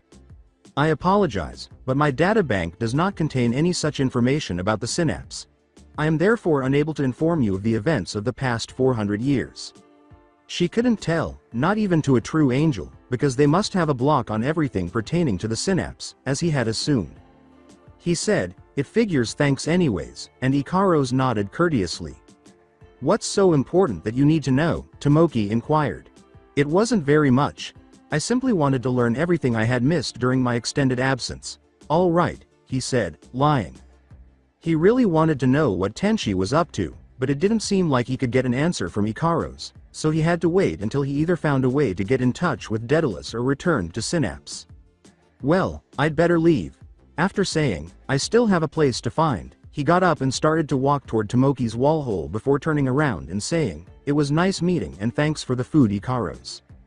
Don't mention it, and it was nice meeting you. Then Naruto started to walk away, but he stopped again and turned around. Get Tomoki's attention by saying, oh, one more thing. Be careful what you say in front of an angeloid. They are more than simply playthings. They feel the same as you and I do. Furthermore, they will interpret nearly anything you say as an order, and they cannot reverse any order, regardless of its nature, as was the case previously. Please use caution when speaking to her, even if you're making a joke out of it. He walked outside after receiving a nod from the young perverted boy who reminded him of his perverted sensei and thought he was related to him somehow. I can still remember how much pain my face was in after she slapped. That's one lesson I learned never to do. Well, a euro in front of Daedalus anyway. He made the same mistake I made when Daedalus and I made the first angeloid. Naruto then departed to find a place to stay, leaving Tomoki and Ikaros by themselves. Man, what a strange guy, but what am I going to do about that hole? With a shrug, he picked up a few boards out of thin air using a hammer and nails, then headed for the hole Naruto had created. On the roof of Sohara, because he still didn't have enough money to pay for a hotel and because he thought it would have been strange to ask Sugata if he could stay with him, Naruto ended up flying back towards Sohara's house, but he knew that he shouldn't have asked her because he didn't want to see the backside of her karate chop. Instead of sneaking inside, he chose to sit on her roof and consider his options while gazing up at the moonlit sky. Trying to keep his body from shivering, he thought, man, this is terrible, I have nowhere to go and the only place I can think of staying is here. I go and forget to ask her if I can stay. I forgot how cold it gets down on the surface and being shirtless doesn't help either. Before he sneezed, he saw a white puff of smoke emerge from his mouth, and as he wiped his nose, he heard what sounded like a window opening, followed by the sound of a voice. Are you up there, Naruto? The voice yelled. Indeed, I am up here. He made a concerted effort to stop talking, but he was utterly unsuccessful. Subsequently, he heard Sohara rearranging items in her room before he saw what appeared to be a blanket fall onto her home's roof. The girl attempted to pull herself up, but the dew that had already formed on her roof made her hand slip, causing her to fall. Had it not been for Naruto's quick reflexes, she would have fallen, but he caught her and pulled her onto her roof. Are you aware? Climbing onto roofs is risky, especially at night. She looked shyly away and said, I know, but it sounded like you were cold, so I thought about bringing you a blanket. You could have simply handed the blanket to me. I didn't need you to accompany me up here? As Naruto laughed, her face flushed with shame. Well, I thought you might have been lonely too, so I decided to keep you company. Then thank you for keeping me company. After that, he walked back to his seat, and Sohara picked up the blanket and followed him, walking behind him and throwing the blanket around his shoulders when he retraced his wing and sat down to his right. The two of them sat there, enjoying each other's company while they silently stared off into the distance until Naruto turned to face Sohara and noticed her arms encircling her body in an attempt to keep from shivering from the cold air blowing through her thin pajamas. He silently unfolded his wing and placed it on her back, folding it around her until the girl tensed up and turned from him. He adjusted the blanket so that it covered his body and said, you looked like you were cold, and since I didn't have a blanket as you did, I used my wing instead. Thank you. Sohara grinned at his consideration and looked at his wing, which she thought was pretty in its own right, not to mention warm. She still thought it was strange that he only had one wing and wondered what had happened to the other one, but she was afraid to inquire because she thought it would be a sensitive topic, so she remained silent and relished the warmth his wing provided as it warmed her body like a blanket would. Your wing is very lovely and warm. I'd like to have one like that. One day, you might own your own pair and be happy that it keeps you warm, but attractive? It doesn't look pretty at all, in my opinion. Actually, it doesn't look pretty to me, but it does look badass or mysterious. I can see that, but if you look at it closely enough, it has beauty of its own. She didn't hear him mention getting her own wings, so she said, it's also pretty unusual to see an angel with just one wing, let alone a black one. He got her to nod when he said, you think it's unique, huh? Well, I don't, because where I come from, The synapse. An angel with a black wing warns other angels to avoid you because you are a fallen angel. Oh. And what makes someone a fallen angel? If someone violates their morals or breaks a taboo, they are considered fallen angels. You could say that I broke a taboo in my situation, but I don't see it that way. So, what do you see? After giving her a quick glance, Naruto turned away. Love. Before he broke the awkward silence, he said only that. Angeloid captured my heart. Not just one, but multiple of them did what they deemed to be forbidden. One of my wings was torn off and the other turned black after I was dethroned. His eyes narrowed slightly, and there was a hint of sadness mixed with anger in his voice. Oha Yuro, I'm sorry I brought up such a touchy subject, she said, glancing down at it. It's okay. In addition to the fact that one of the Angeloids found a new master, I'm over it now. I should therefore be pleased for her. But only if her new boss doesn't say something dumb like, ruling the world, or something. If not, I'm not sure what would happen, but then we'll be all right. However, Sohara had no idea who her new master was or what an Angeloid was, and she was curious as to why he didn't tell whoever it was to say what he had just said. An Angeloid. What is it? A friend and I invented an Angeloid nearly 1,000 years ago, and it can do nearly anything its master commands. An Angeloid's abilities are limitless, so if its master gives it instructions, it can take over the world. It will do it in any manner it can. Wow, it sounds like a blessing and a curse, she remarked, amazed that anyone in the world possessed such a talent. So who is this person who now possesses that Angeloid? He said, that would be your neighbor, Sakurai Tomoki, which caused Sohara to perspire. That pervert is one of those Angeloids.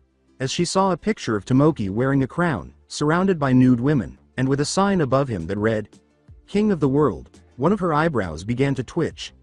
We have to stop him before he does anything stupid like trying to rule the world, as you said. Had Naruto not intervened, Sohara would have been on the verge of standing up. Now.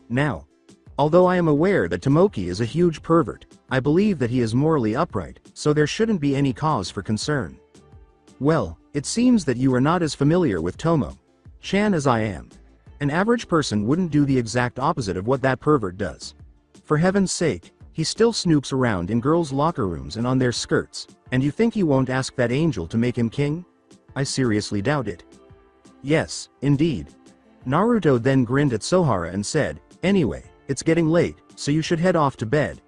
We'll just have to hope he doesn't say anything like that in front of her, otherwise she will make it happen. Subsequently, he rose and took his wing off of Sohara's body, causing her to tremble from the loss of warmth as he extended his for her to grasp. He pulled her to her feet and raised her up bridal style, causing her to flush, before he descended to her front door, set her down, and was ready to depart until she intervened. Where are you heading? To find a place to sleep. But why? Well, I still don't have a place to stay. Since you mentioned that my wing was warm, I reasoned that I should find a place to sleep before it gets too cold. I probably just crashed on your roof, but I considered using that as a blanket and the blanket you gave me as a pillow. But why? When will you be able to remain here? After giving her a dumbfounded look, Naruto said, what? I mean, I've already discussed your staying with my mother, and she said it was okay. She wasn't sure at first, but then she suddenly said it was alright. You're saying that I had no justification for freezing my ass off in search of a place to stay? When I was greeted with open arms simply by coming here. She said, pretty much, which caused Naruto to palm his face. What on earth are we waiting for, then? It's freezing outside. Then, as Sohara was laughing, Naruto rushed past her and followed him inside. He was uncertain whether she had mentioned that he was an angel. Did you happen to mention I was angel at all? He asked. Yes, I did, however, now that you bring it up. My mother then gave her approval for you to stay. Why did she decide to change her mind so abruptly? As she and Naruto entered her living room, that was the only question she could ask herself. He nodded when she said, my mother is already asleep and she said you can sleep on the couch. I'm going to bed now, she said. If you need to use the restroom, it's right down the hall. Well, I suppose it's good night, Naru-chan. She then left Naruto in the living room, where he lay on the couch with his wing as a blanket and a cushion as a pillow, falling asleep while simultaneously hoping Tomoki wasn't as foolish as Sohara claimed. Alongside Tomoki. After Naruto patched the hole in his living room, Tomoki decided it was time to go to bed, and he headed for his room with Ikaru's not far behind. When he arrived at his room, he checked the time and realized he had enough time to look at some of his porn magazines, so he went to his secret stash, which was in his closet, and began looking through them. When Tomoki finally decided he had had enough of his mags, he closed them and put them away before returning to his futon to get ready for bed, but before he could do so, Ikaru's spoke. Ikaru's, who had no idea what he was reading, sat quietly waiting for her master to give her an order. "Master, do you want me to carry out any other orders?" "No, I completed all of my goals for the day. Does conquering the world remain the only task?" he said, like that will ever happen, more as a joke to himself than to her, rather than as an order. After that, he fell asleep, leaving Ikaru's alone. She watched her master sleep in silence before drawing a card out of thin air. Tomoki awoke the following morning to the sound of a knock on his front door. "Hey Tomo-chan. Get up already. Before you ask her to do anything foolish, we should discuss that angeloid you have," Sohara said. "Are you even paying attention to me, Tomo-chan?" Tomoki simply moaned as he slowly climbed out of bed and descended the stairs. "Get moving. Now open the door." As he headed for the front door, he thought, "Shisha Yuro, does she have to make such a fuss this early in the morning, and how does she know I have an angeloid? Did Naruto tell her?" He was delighted when the banging nose abruptly stopped as he was doing so, but when he opened the front door, he discovered that Sohara was not 3 Yuro, only a stack of clothes, which he picked up and looked at. "This is Sohara's school uniform, isn't it?" He walked out past his front gate, still staring at it, and was struck by how strangely quiet it was. Euro, too quiet. Euro, until he heard Ikaru's voice. Momentarily the command, "Conquer the world," will soon be complete. Tomoki simply slowly turned his head to face Ikaru's, who was holding one of her cards in her right hand that was glowing brightly. "What just did you say? You stated yesterday that you needed to conquer the world as your final task, and you were right. The Conquer the World program is now operational." As she went on to explain his final command, Tomoki was in utter shock before he dashed back inside with Ikaru's at his heels. In line with the survey, there was currently no one who acknowledged a master as their ruler.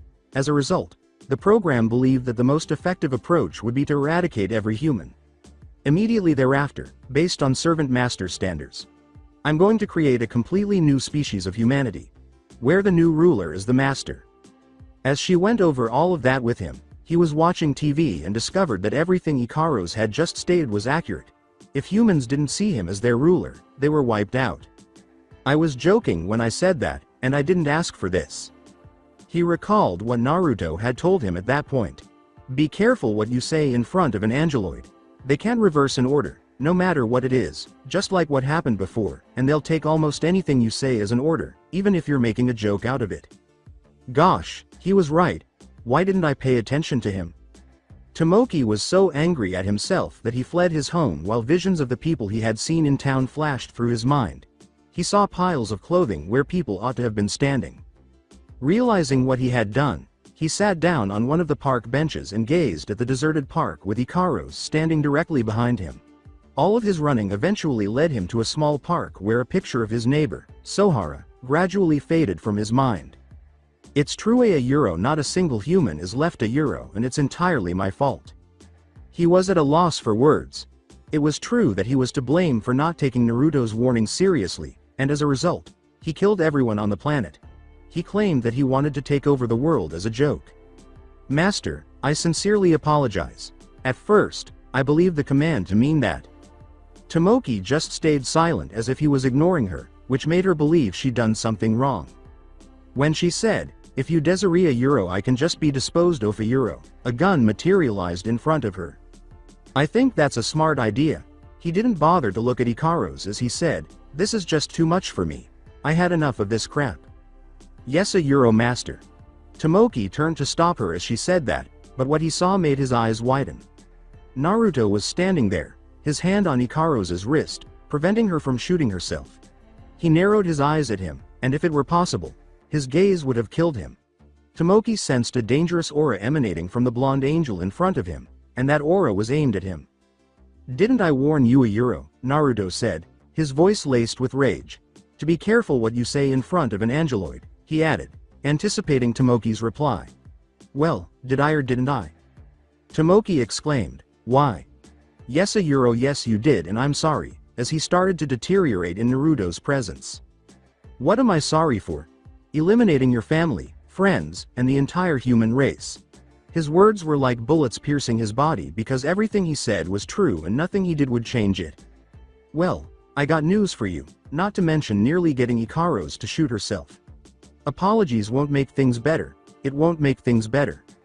Then Naruto grabbed the gun from Ikaros and aimed it at Tomoki, causing his eyes to enlarge as much as possible. Fearing that Naruto had lost his mind, Tomoki stepped back, tripped over his own feet, and fell. Wah! What are you doing? He asked. Well, since everything started because of you. Using his thumb to pull back the slider, Naruto said, any last words before you die? I thought maybe eliminating you would solve this crisis and restore everything back to normal. Even though Tomoki was terrified and unsure if he had already urinated on himself, he could tell Naruto was serious about shooting him by the way he looked into his eyes. Why? I can't be killed. I take it that since you're an angel, angels don't murder people. Just so you know, it shouldn't hurt to add another person because I'm a fallen angel and have killed more people than you can count. Then, as he heard the gun go off, Tomoki closed his eyes in fear as Naruto began to slowly pull the trigger back. As time went on, Tomoki didn't feel like he had been shot, and when he opened his eyes, he saw Ikaros standing in front of him, thinking she had taken the bullet for him. He then turned to face Naruto, who was pointing the gun in the air, which made him realize that he hadn't actually shot either of them, but his lethal gaze was still fixed on him, giving him the impression that he had been shot.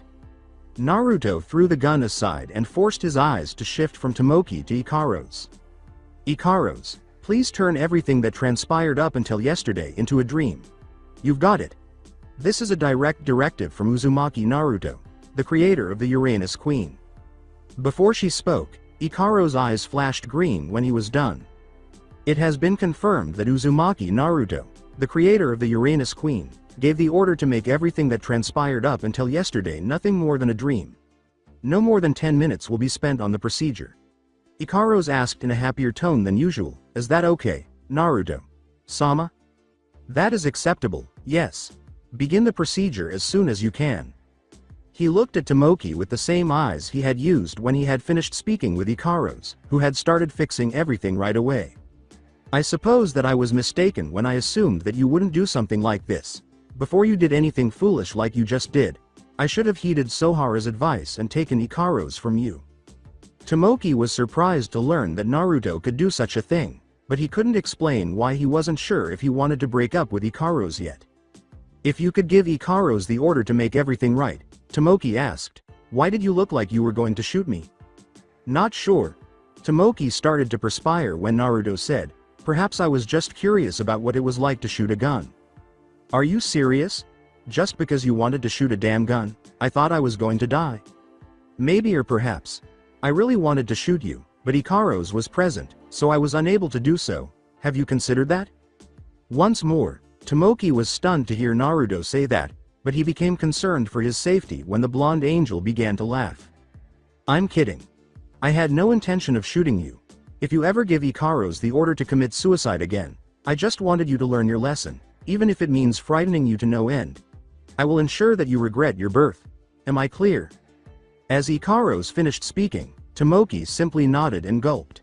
Your order will be temporarily implemented, Naruto. Sama, do you want any other orders from me? A happy Ikaros inquired. As Tomoki considered how strange it was that she was so happy compared to her previous state, Naruto simply grinned at her. He said, no, I don't, but then he realized, wait, I lied. Yes, I do have one more directive. Ikaros' face lit up with delight when he told her that he had another command for her.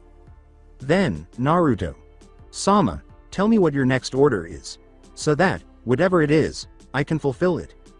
Ikaros, as you wish, my next directive is for you to forget that I ever told you that I created the Uranus Queen and that you don't even know me. Her face suddenly became sad, and both Ikaros and Tomoki looked shocked. With a sad tone, she responded, is that all you ask of me, Naruto? Sama? Her face suddenly became dejected. Naruto simply grinned sadly before saying, Yes, Ikaros. For now, that's all I ask of you. Yes, Naruto. Sama. Then, as if nothing had ever happened, a flash of white like that engulfed the entire plant and corrected everything Tomoki had done to it. The following morning. It was the first wet dream she had ever had, but for some reason it felt like she had experienced this before. Sohara woke up abruptly from the most intense dream she had ever had, in which she believed Tomoki was stroking her, only to discover it was Naruto, the angel she had helped the previous evening. She thought she had about 30 minutes left before she had to leave for school, so she decided to take a shower because she could feel her wet underwear sticking to her skin. In contrast to Sohara, Tomoki woke up at the same time and recalled everything that had happened, including how he had unintentionally given the order to conquer the world, how Ikaros had mistaken it for a real order and killed all the humans on the planet, how Naruto had come to save Ikaros from killing herself, and how she had pointed the gun she was carrying at him, leading him to believe he was going to shoot him, only to discover that all he wanted to do was shoot a gun. He then discovered that Naruto had created Ikaros, calling her the Uranus Queen, and that he had fixed everything before ordering Ikaros to forget who he truly was. To put it mildly, Tomoki had learned a lot over the previous few days when he heard Naruto's voice before he could exhale. Have you learned your lesson to be careful what you say around Ikaros? Naruto was standing by his now open window when Tomoki turned to look.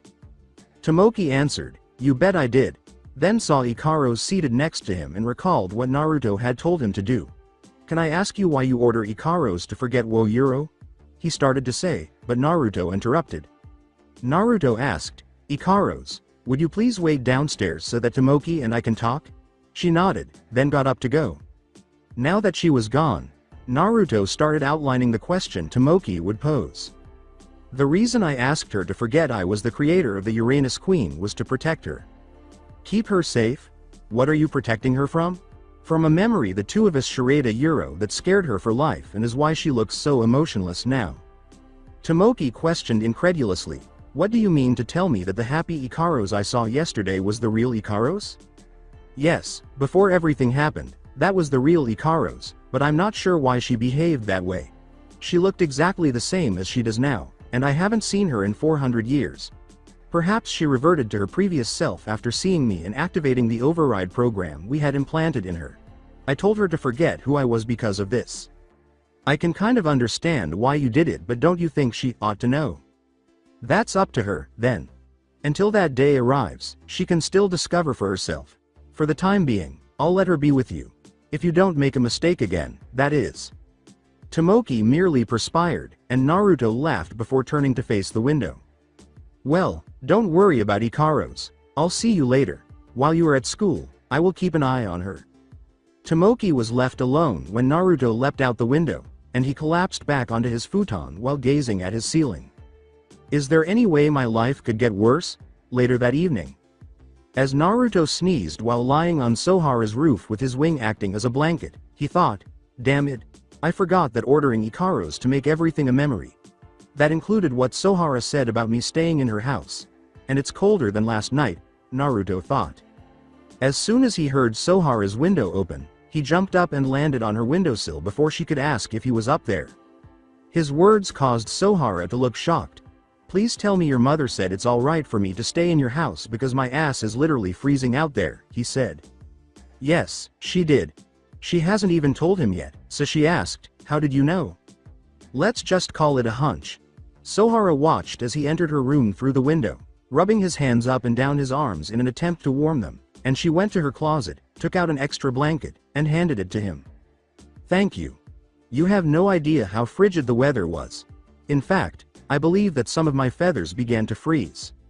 He rambled on about how appreciative he was to her mother for allowing him to stay while he unfolded his wing and noticed that a few of his feathers were beginning to freeze.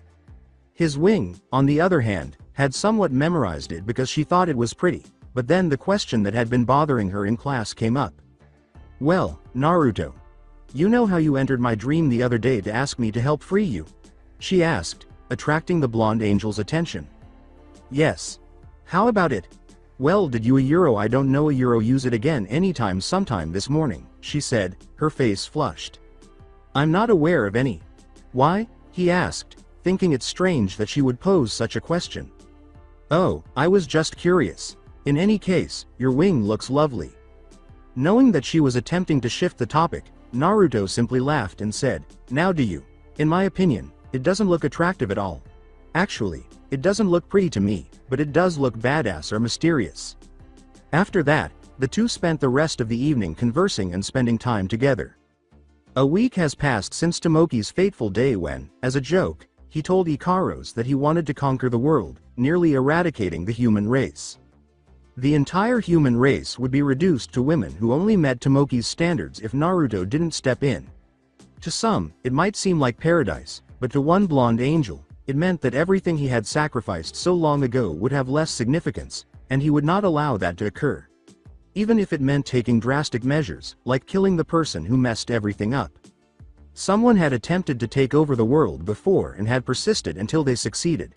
If Naruto hadn't risked his life to stop that person, it would have only happened once.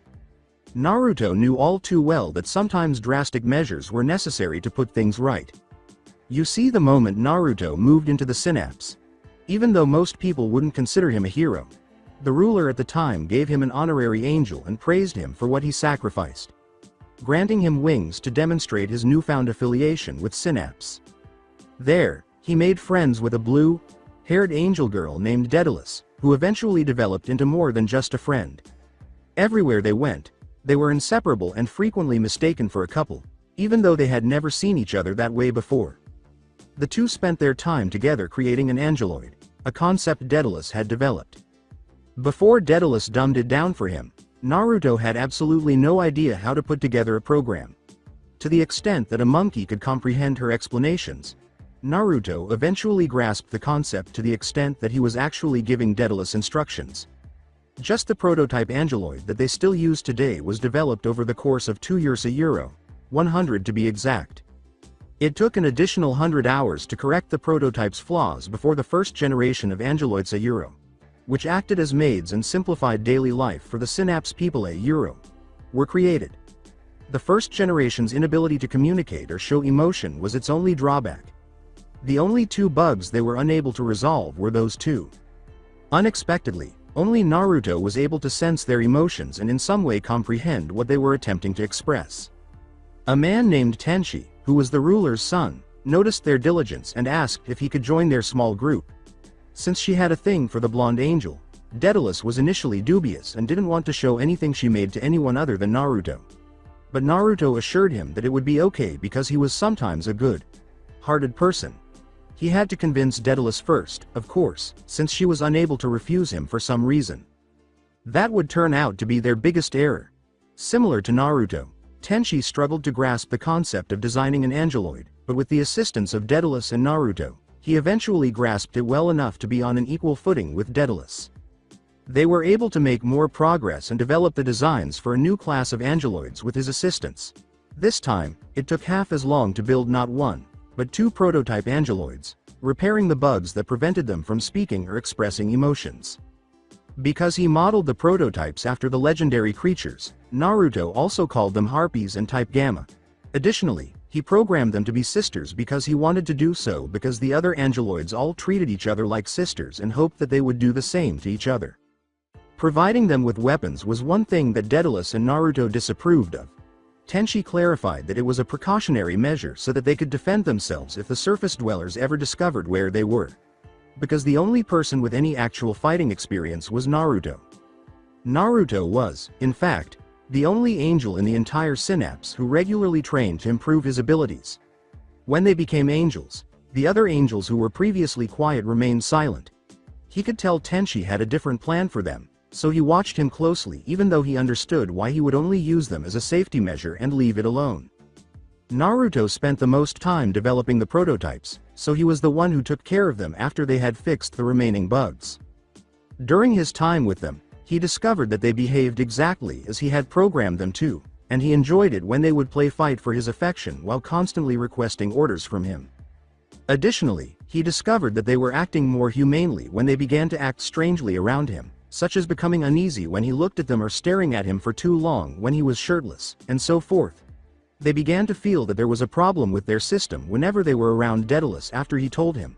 It made him think that they could fall in love, but he wasn't positive if that was true. They started creating 3 additional types, Alpha, Beta, and Delta, after learning how to create the type Gammas. Alpha was more of a long-range fighter, Beta was more of an intellectual, and Delta was a combat specialist.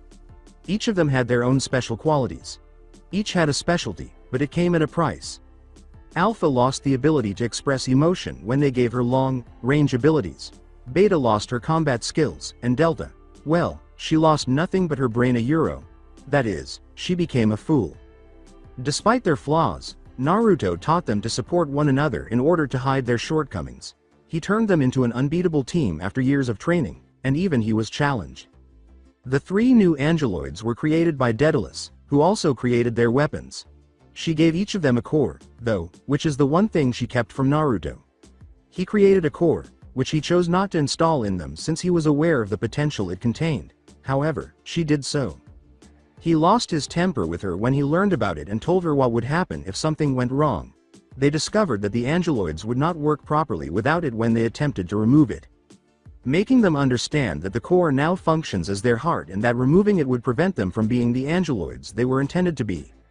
After spending so much time with them, Naruto wouldn't allow it to happen because it would be like killing them. He kept the cores in despite knowing what they were capable of because he didn't have the stomach to do that to his family. His suspicion that they would go crazy was allayed when they behaved normally despite having his core in them. The most recent ruler revealed that he was finally going to give up his thorn and hand it to someone else, which is why all of this was happening. Given that he was the ruler's son, Tenchi and Naruto assumed it would be him. However, they were both surprised to hear that his father had selected Naruto to be his heir.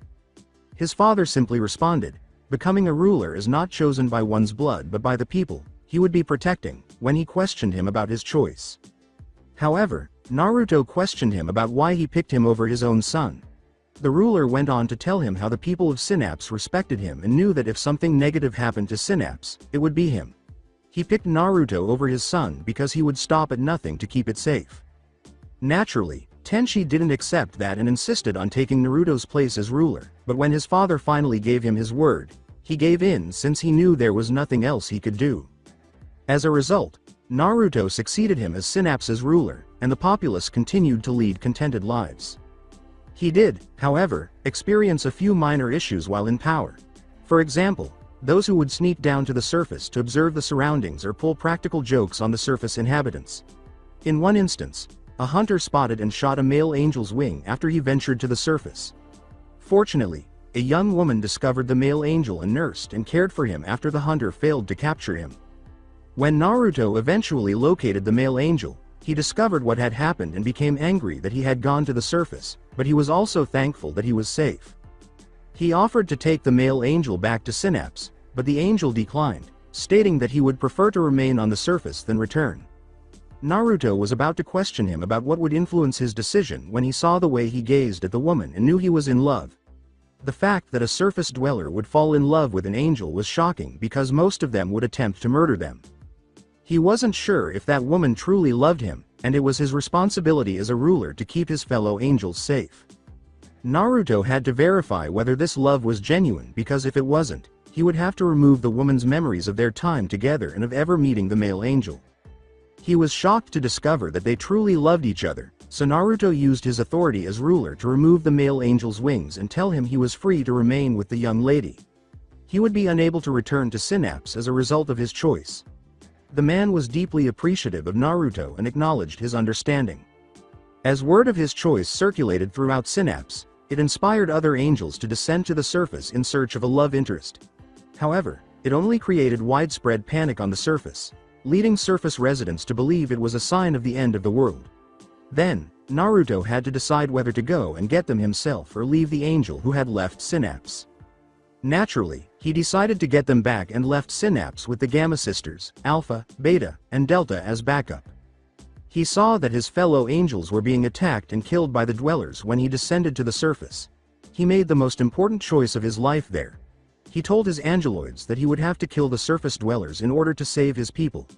They weren't sure if they should follow his orders, but when he said that it was a direct order from him, they did. They immediately went to work, eradicating a whole population and eradicating them from the planet. It dawned on him then just how destructive the angeloids they had made could be. Naruto apologized to his angeloids for what he had ordered them to do after saving the remaining angels, and he locked himself in his room for nearly a year. Even though it was a drastic move, he regrets what he did, which reminds us of the time he was going to shoot Tomoki with the gun. In reality, Naruto secretly wished he could shoot him, but he knew that would not resolve the issue, so he chose to shoot it into the air instead. On that fateful day, he was shocked to see Ikaros standing in front of him, prepared to take a bullet for Tomoki, just as she took an arrow for him. Although he was aware that Tomoki didn't intend to do what he did, he wanted to teach him a lesson, which he did for roughly a week before he pulled a stunt that nearly killed him. In the living room of Tomoki. As of right now, Tomoki, Ikaros, Sohara, Sugata, and Naruto were seated in his living room, watching TV and changing the channels.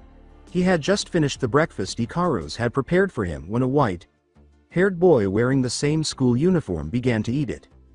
Tomoki shouted, "Why the hell are you eating my breakfast in my damn house so casually, Sugata? Senpai," as he took the elderly man's food. Ignoring Tomoki's comment, Sugata said, "It would be better if the soup was made more slightly blander or else my kidneys might malfunction, Miss Ikaros," to which the angeloid nodded. "Hey, don't ignore me. Anyway, I still don't fully understand what these cards do exactly. Thought according to your statements they are capable of accomplishing all sorts of things."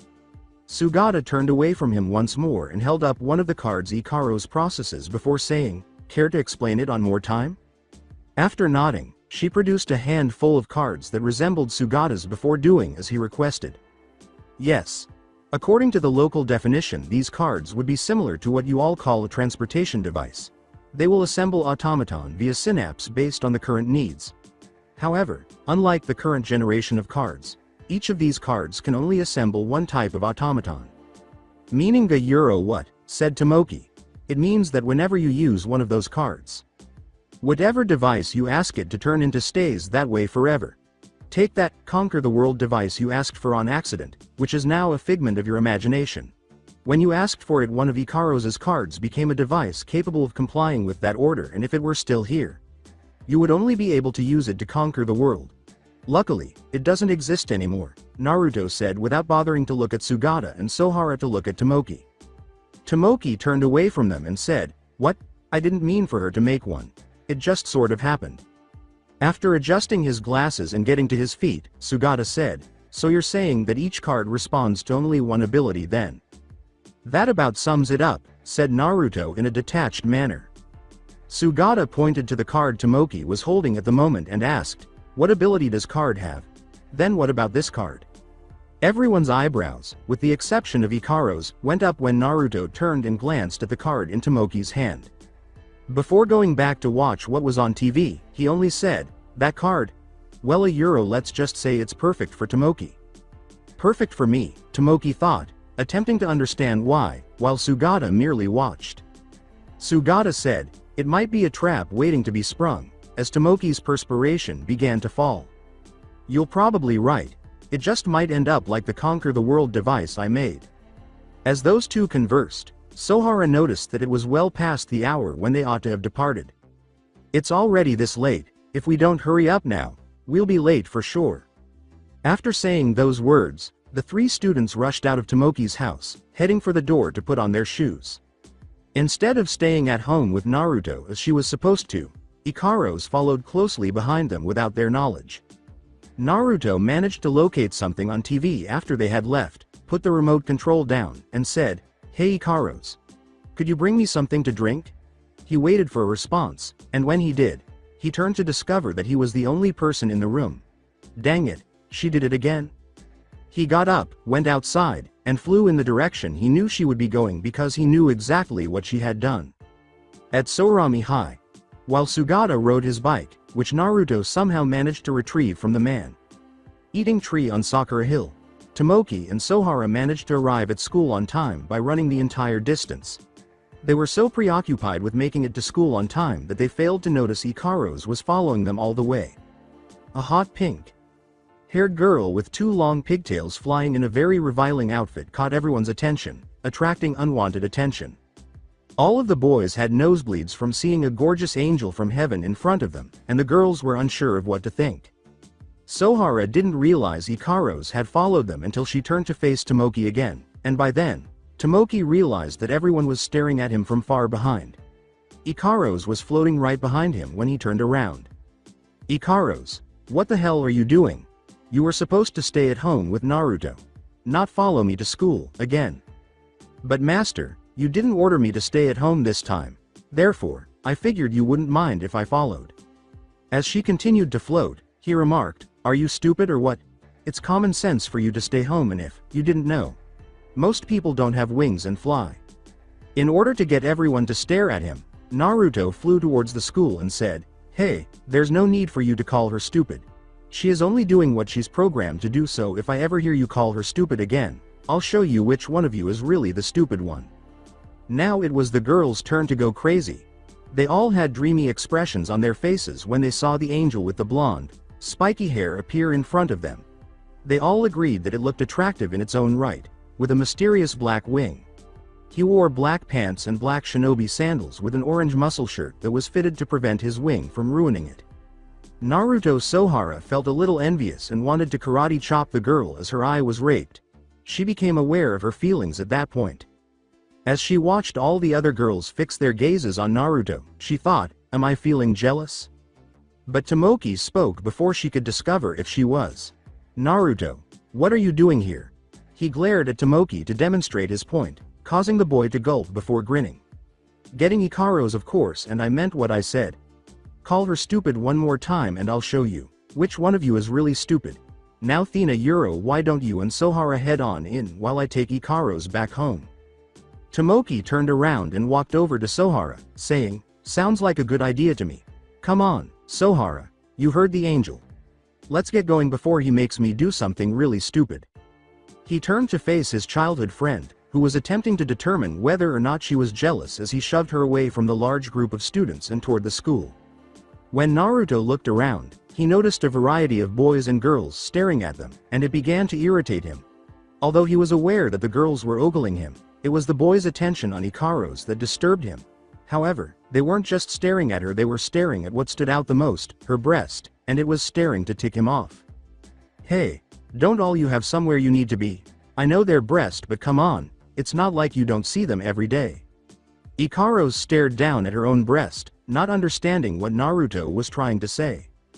Before she put her hands on them and pushed them up, causing blood to shoot out of the majority of the boys' noses, she thought, breast a euro? Is he talking about mine?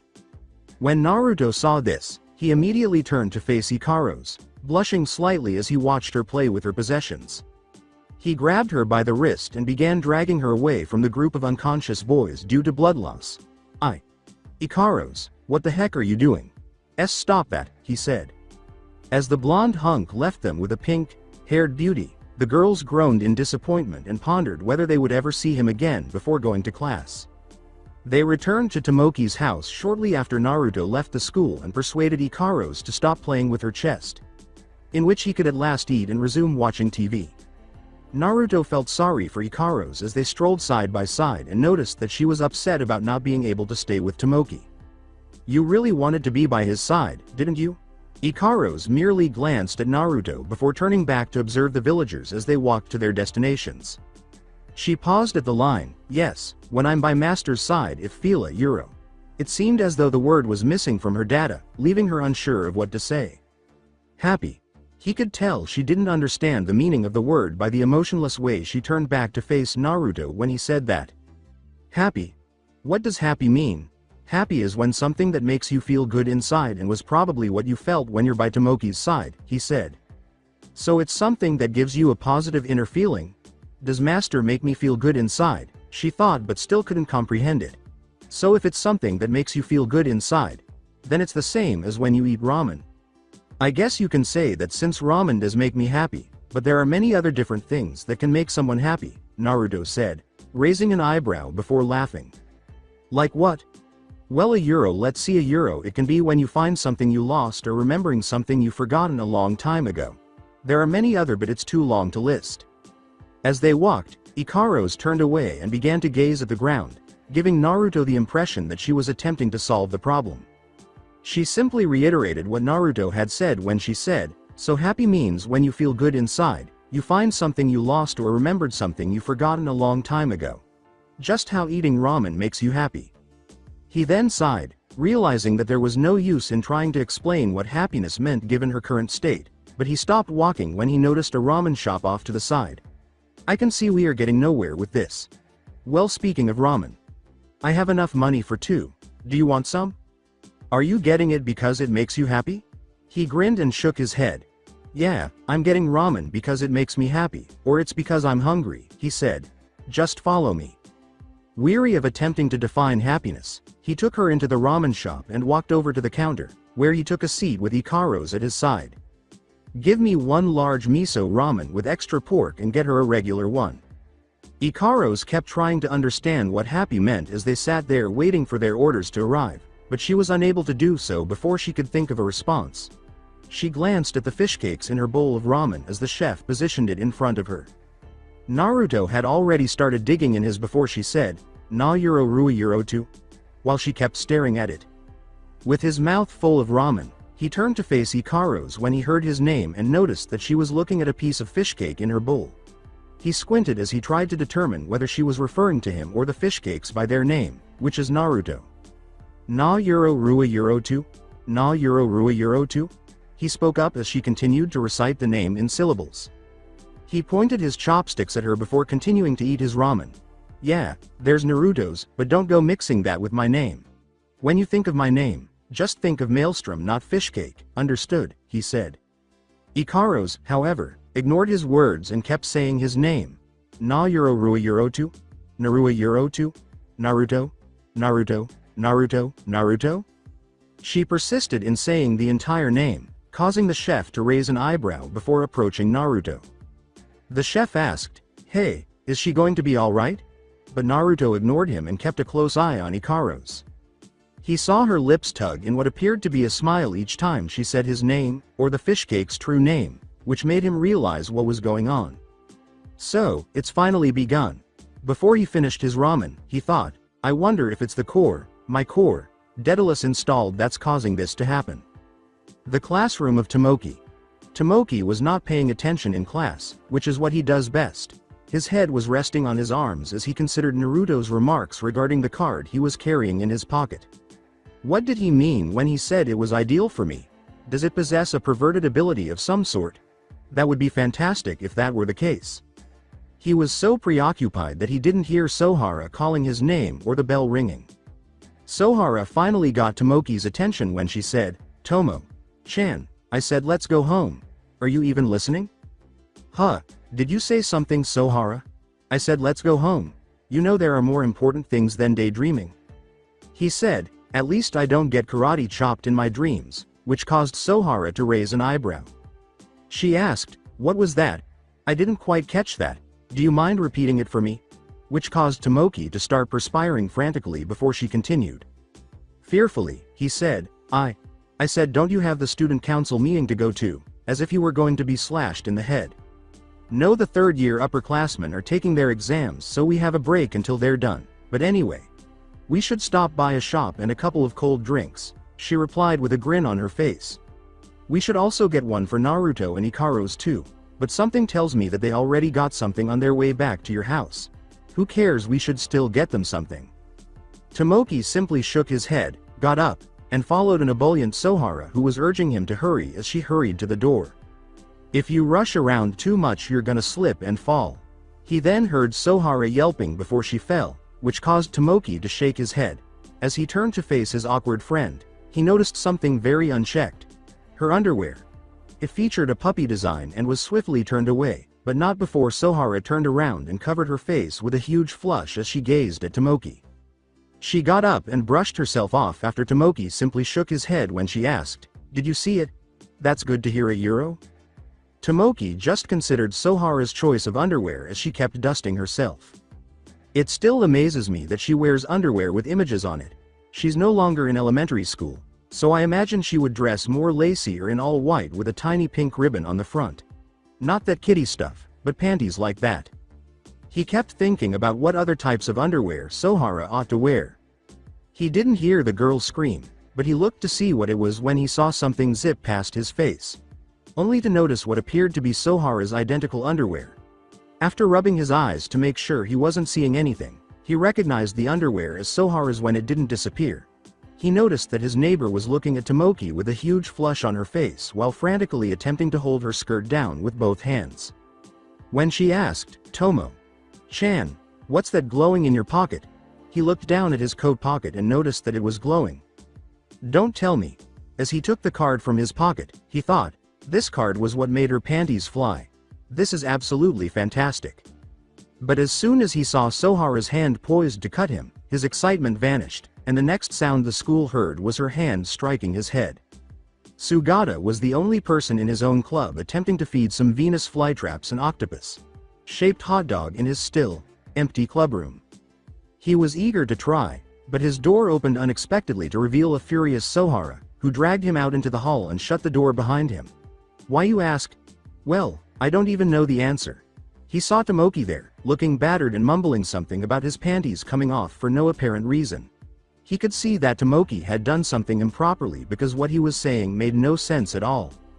Sohara mumbled something about how long she had known Tomoki was a pervert as she pulled out the bottom half of her school gym uniform and began putting them on after kicking her senpai out.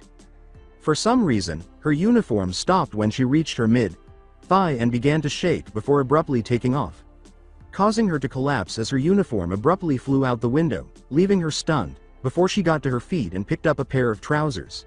She yelled when she attempted to put those on because the same thing happened as before a euro. They abruptly flew out the window. Sugata and Tomoki were waiting calmly in the hallway when they heard Sohara shouting something, which made them anxious. However, before they could see what was wrong, they heard a voice. A young girl said, "A.Kun and Sakurai.Kun, what are you two doing in the halls together?" Both boys noticed a girl with purple waist, length hair, matching purple eyes, and two bangs that framed her face with white ribbons tied around them. She also had a mischievous face and wore a girl's uniform. "Well, Miss Mitsuki suddenly came barging in and forced me out of my room so she could change. And I'm just waiting here," Mikako said. "So Sohara is in a little trouble, is she?" And both boys nodded. "Mind if I go in?" "Go right ahead," returned Sugata. After that, Mikako went to the door and opened it, causing Sohara to hastily lower her skirt and give the person entering a fierce look. Sohara said, "I'm still not Donia Euro Prez, it's you," as she calmed down as soon as she recognized the person. "Yes, it's me and I hear you're in a little bit of trouble. Care to explain?" Sohara remarked, "I doubt you'll believe me," before describing what transpired. Mikako said, That does sound unbelievable, but from the rumors I heard today, anything possible," and then he smiled savagely. "Now how about we find out what kind of kinky fetish little Sakurai.Kun has, shall we?" When Sohara saw the expression on her president's face when she said that, she could only gulp and watch as she pulled out various types of underwear out of thin air. "Tomo-chan." Before he and Sugata entered the New World Discover Club room, Sohara's voice reverberated throughout the school, causing the windows to rattle and the boys she called to begin perspiring. There, the two boys noticed Sohara holding down her skirt while sporting a furious expression. With the same expression on her face, Mikako stood next to her, one arm under her breast and the other on check. "No matter what we tried, none of them fitted Sakurai-kun's taste, and I mean we tried everything," Mikako said. "What seems to be the problem?" Sugata inquired. "Well, it seems that Sakurai.Kun did something so Sohara can't put on any underwear, no matter what kind it was." Sugata handed Sohara a roll of gauze and said, "Hama Euro, I see. Well then, how about you try this?" Sohara was initially dubious, but she accepted it from him. After erecting a wall that resembled a blanket, she attempted to wrap it around her lower body, but it shook and then shot out the broken window. "Okay, that was just weird. Why would you think that would work?" said Mikako. "It seems that it's not just limited to undergarments, but whatever it has something to do with the card Tomoki has." "Tomo-chan, what the hell? Why can't you just end this stupid charade so I can put some damn underwear on?" "I would, but I don't know how." "Then tell us, Sakurai.Kun. What kind of panties do you prefer?" Mikako replied. "What kind of panties if prefer, huh? Well, a euro all of them, I guess." Sugata took the card from Tomoki's hand and looked it over. "That doesn't really help us a whole lot," Tomoki, he said. Well, I like all kinds of panties. Therefore, it's hard to choose just one, but if we can't figure out how to solve this, does that mean Sohara won't be able to wear underwear for the rest of her life? Sohara shouted, and who the hell's damn fault do you thinktat is? Causing a gloomy aura to surround her and sending Tomoki's fear level through the roof. Naruto turned to face Ikaros as the ringing reverberated through Tomoki's living room. Ikaros, where the hell is that ringing sound coming from? The strand of hair on top of her began to shake when he asked her that. It appears Master is in trouble. Is he now? Well, it's bound to be better than what's on TV. You want to go find out what he has gotten himself into this time? Ikaros merely gave him a nod before getting to his feet. Then let's get going. The two angels departed after that, heading for Sorami High. Sohara understood what Tomoki had said and how crucial this was after she had calmed down. What would Naru-chan say if I couldn't wear any underwear or anything else down there? Wait. What does Naru-chan say, and why would I care? This implies that I like him. When the other girls stared at him, I did feel envious, but I mistakenly believed that I preferred Tomo-chan over Naru-chan. She heard Sugata's voice before her mind could ponder any more. It appears that Tomoki's card still sending something over? The card was still glowing in Sugata's hand when everyone turned to look at him. As soon as he returned it to Tomoki, it glowed and changed into a set of handcuffs. Sugata questioned, a pair of handcuffs? Now why would they turn into that, leaving everyone perplexed? On the other hand, Tomoki knew what they were for and hurried after Sohara. He took hold of one of her arms and secured one end of the handcuffs on her wrist, then cuffed both of her wrists behind her back. After wiping his brow, he let out a sigh that made everyone turn to face him. Sohara said, Tomo-chan, what the hell do you think you're doing, as her rage grew. His smile was contented. Just something I always wanted to try, he said. She can't possibly chop me right now. Tomo-chan, you better unlock these cuffs right now. Why should I? Because I'm not wearing anything down there and under any circumstance the wind blows in. Which hand do you expect me to use to keep my skirt down? The wind began to increase at that moment, causing Sohara's skirt to wave. Suddenly, a huge gust of wind blew in from the broken window. Getting Sohara's skirt to flip up, Ikaros flew in and used one of her wings to miraculously cover her nether region before anyone could see her lady parts. Master, are you in any danger? Sugata, Mikako, and Tomoki all agreed that it was close. Sohara sighed with relief when she saw that Tomoki's nose was bleeding, but Ikaros quickly withdrew her wings. Just as Naruto flew in, another unexpected gust of wind caused Sohara's skirt to flip up, revealing what was underneath it and causing blood to shoot out of Tomoki's nose. Naruto went into the clubroom and saw the shocked expressions on everyone's faces. Man, are you fast Ikaros or I'm too slow? I can remember when you had trouble just trying to catch me, but I guess those days are gone, he said. What, did I do something wrong? He heard a snapping sound and then sensed something familiar, but no one responded. Why are my old Sakura senses tingling? A very irate Sohara, with a large, dark aura surrounding her, was standing directly behind him, slowly raising her right hand in a chopping position. When Naruto realized why his old senses were acting strangely, he ducked aside in time to avoid being struck by Sohara's karate chop of death, which only cut a few of his hair strands. What the hell did I do to deserve that, Sohara? Naru-chan, cause of you Tomo-chan and Sugata. Senpai saw under my skirt. So they saw you panties, big deal. I'm sure it's not the first time Tomoki's seen them, but maybe for Sugata. Mikako merely gazed at Sugata as he coughed in his hand. That would be fine if I was wearing any, she replied as her anger and dark aura began to rise. See, it's Finia Euro. Wait, did you say you're not wearing any? Yeah, that's right. Cause of Tomo-chan, I can't wear any underwear or anything for that matter, and when you flew in after Ikaros, my skirt blew up, letting both Tomo-chan and Sugata. Senpai see my Euro, you know what they saw. Oha Euro, so I did deserve that chop, he said before scratching the back of his head sheepishly. How about we let bygones be bygones? What do you say? He added, praying she would, as he didn't want to feel the backside of her deadly chop. What do I say? She replied while Naruto had his hands clasped together begging her to. However, Sohara just lifted her hand again and brought it down before Naruto could react. Luckily, he still had his ninja reflexes and caught her chop between his hands, stopping it just inches away from his face. When he did, the floor below him started to crack from the pressure of Sohara's strength, prompting Naruto to sweat drop. Holy shit. She has this much strength and she's not even using chakra. Then I was right, she does have that in her blood. As Naruto struggled to keep Sohara's chop from hitting him, the others watched in awe. Especially Tomoki, who didn't think it was possible for anyone to be able to stop Sohara's death chop and wondered if Naruto could teach him how. Back to Naruto, who started to sweat from holding back Sohara's chop and began to lose his ground as her hands slowly started to get closer towards his face. Fearing the worst might happen to him, Naruto started to pump his chakra into both his arms and legs, giving him the upper hand as he started to push Sohara's hand back. When he was able to stand, he realized he pumped a little too much chakra as he forced Sohara to fall onto her back, taking Naruto with her. As Sohara landed on her back, Naruto placed both his hands on both sides of her head, keeping him from falling on top of her as he tried to catch his breath. Goda Euro, what the hell did you Euro do to get so Euro strong? He asked between pants. Sohara just looked up at him in shock, seeing as he was on top of her trying to catch his breath.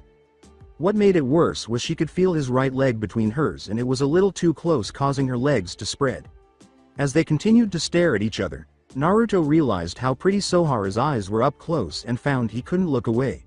The same was true for Sohara, who was engrossed in his blue eyes and didn't realize they were staring too long until they heard someone cough.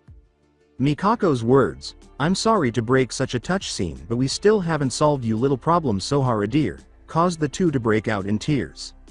Since he was on top, Naruto was the first to stand up.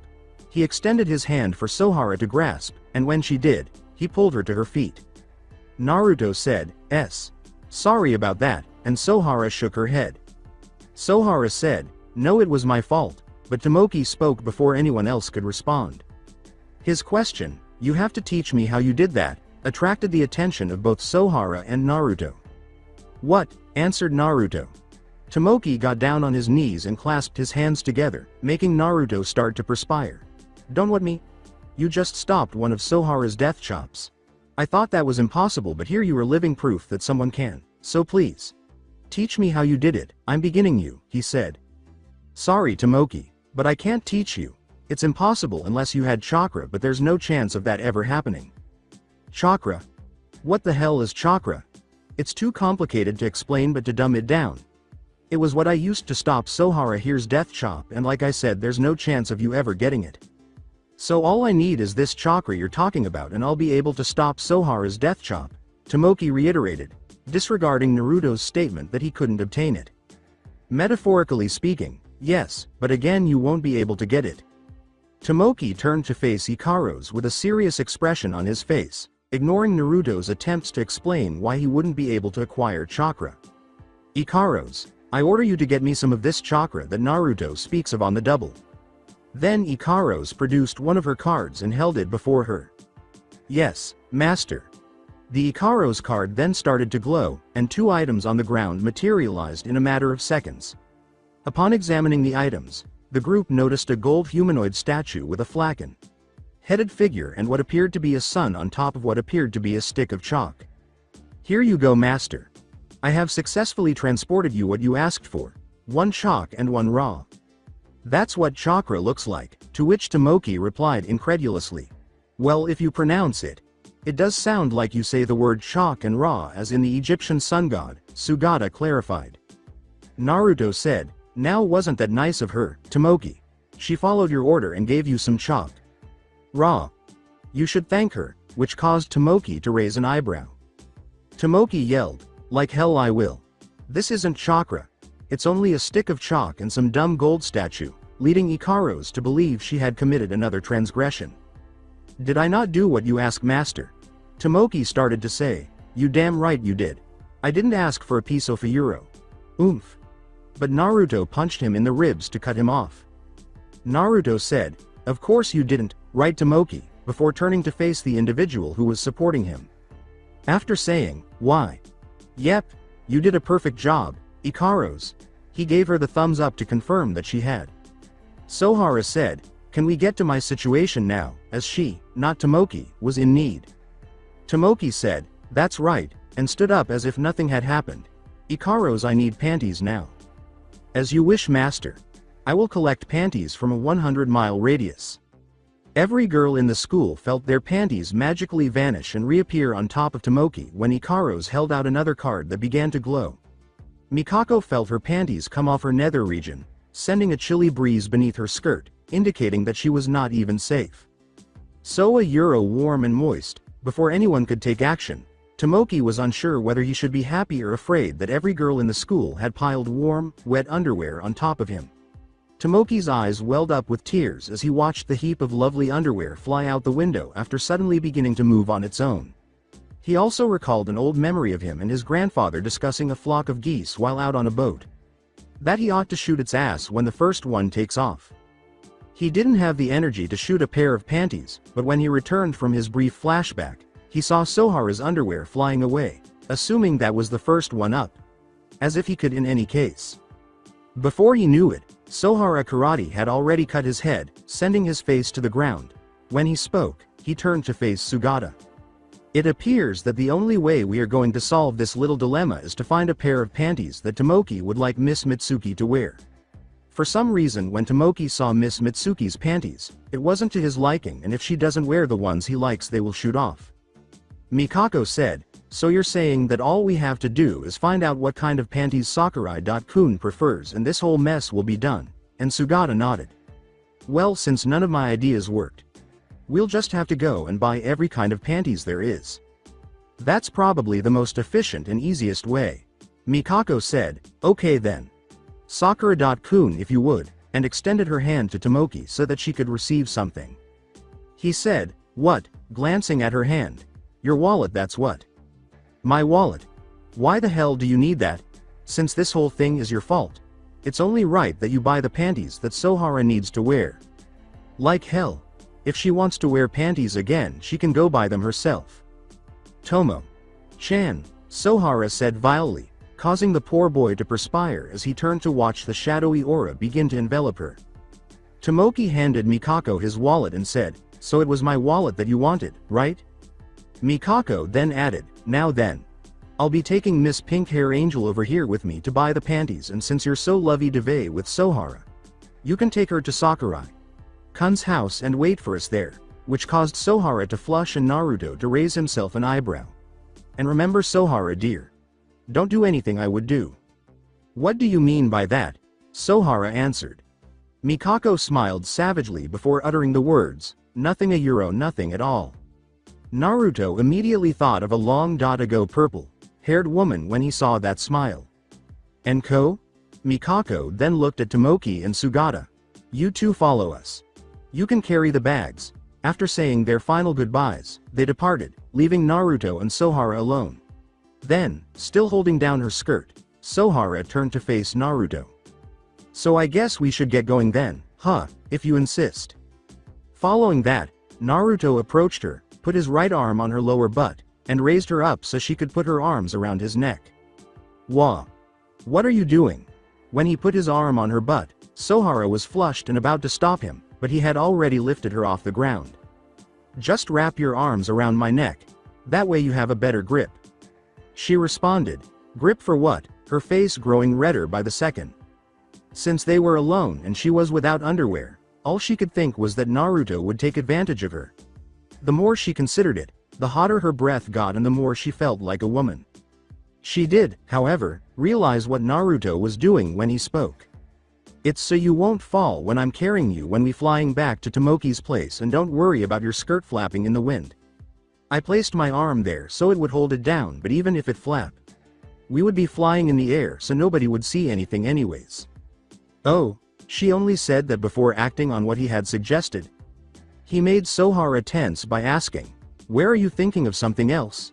You were probably thinking I was going to take advantage of you, weren't you? Stuttering, no I wasn't, she said. Your voice says it all, Sohara. Just shut up and take me to Tomo-chan's house. Whatever you say. After he had finished making fun of her, he simply laughed and jumped out of the broken window while standing atop Sugata's desk. Upon exiting, his left wing, composed of energy, emerged from the armor plating on his left shoulder blade, while his right wing unfolded. The pupils on the school grounds watched as they vanished into the distance as they took off. I borrowed the idea for Naruto's left wing from the winglies from Legend of Dragoon, so if you've played the game, you'll recognize them. Naruto arrived at Tomoki's house quickly, and as soon as he touched down, he put Sohara down, who put both hands on her skirt right away. He chose to tease her a bit more because he could see that the blush on her face from when he had teased her back at school was still there. Man, Sohara. I never realized your butt was so hot. My arm feels like it on fire as I carried you here. Sohara's face flushed and her mouth opened to speak, but nothing came out as she simply stared at him in shock. He held out his arm to her and said, "Go ahead and feel for yourself." Sohara did as he asked, carefully raising her right hand and placing it on his arm, even though she wasn't sure if he was playing tricks on her. Before she rushed inside, she was shocked to discover that Naruto's claim was accurate because his arm appeared to be placed beneath a heater, causing her face to flush as much as possible. After a little while of standing there laughing, Naruto followed her example and entered the building. In reality, Naruto deceived Sohara's sense of touch into thinking his arm was actually that hot by using a genjutsu. He had to get her back somehow for attempting to strike him with one of her death chops, even though it was a shady tactic. After entering, the two waited for the other to arrive by watching TV at the table in Tomoki's living room. Naruto turned to Sohara and spoke since there was nothing on TV. "So Sohara, tell me, how did your day at school go?" She only gave the blonde angel a fierce look while he grinned, fully aware of what had transpired. An hour or so later, Tomoki and the other arrived at his house with roughly 5 bags containing nearly every type of underwear imaginable. However, as he held out his wallet, Tomoki appeared somewhat depressed. He looked at his empty wallet and whispered, "All gone €1, it's all gone," with tears in his eyes. "I was going to order that new DVD I was planning to buy, but now that money is gone." Sohara got up and looked at the stack of underwear that Ikaros and Mikako had purchased with Tomoki's money while pouting over losing his money. He questioned whether any of them would fit. She glanced at the boys before continuing, saying, "I suppose I should get started. Could you all wait in the hall for now?" she asked. Sugata and Naruto both nodded at him while Tomoki continued to pout. To allow Sohara to try on the outrageously large number of underwear, the two dragged Tomoki with them as they left the living room. "Which one should I try one first?" Sohara asked, glancing at the pile after they had left. "It appears that Sakurai-kun might like this red one, so you can try it on." "If you say so." The pair was then taken from Mikako by Sohara, who tried it on, but it did the same thing and flew out the window. "That one didn't work either." Mikako said, "Okay, then try this one," while clutching a pair of white underwear with puffy patterns and a tiny pink ribbon. Once more, it performed the same function as the 100 pairs she had previously tried on. Tomoki, Sugata, and Naruto were waiting outside when Sugata asked Naruto a question, prompting him to ask the blonde angel. "I've been meaning to ask you, Naruto. How were you able to get my bike out of that deadly tree on Sakura Hill?" "Oh, that?" When Naruto said, "Well, let's just say it wasn't easy because that tree had one heck of a demand," Sugata raised one eyebrow. "What does that mean to you? I know you won't believe me, but that tree can write in kanji and understand Japanese. Let me tell you, that's how we were able to talk. I came dangerously close to reducing that tree to ashes. Damn tree. It thinks it can call me fishcake and get away with it." Sugata simply nodded, believing what Naruto had said. The same was true for Ikaros and her cards. If someone else had told him, he would probably have written them off, but after seeing what Naruto was capable of, anything was possible. As they conversed, Tomoki kept staring at his empty wallet, thinking of all the things he could buy with the money they used to buy all those panties, including food, clothing, porn magazines, those slutty DVDs he enjoys, and more porn magazines. However, because of his perverted mind and the girl who chops karate, he was now completely broke and couldn't even afford the lint in his own pocket. "Dude, this is awful. I was going to get this fantastic new DVD, but because of this dumb poop, I can't afford it." "And whose fault do you think that is?" Naruto said. "How could I have known that fucking card granted unspoken desires? You understand now, but I'm curious about your initial reaction upon seeing Sohara's underwear." What did I think? Huh. I wondered why Sohara still wore underwear with images of puppies or something.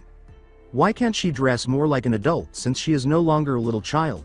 Like a thong or something a bit more revealing or lacy. That would be pleasant.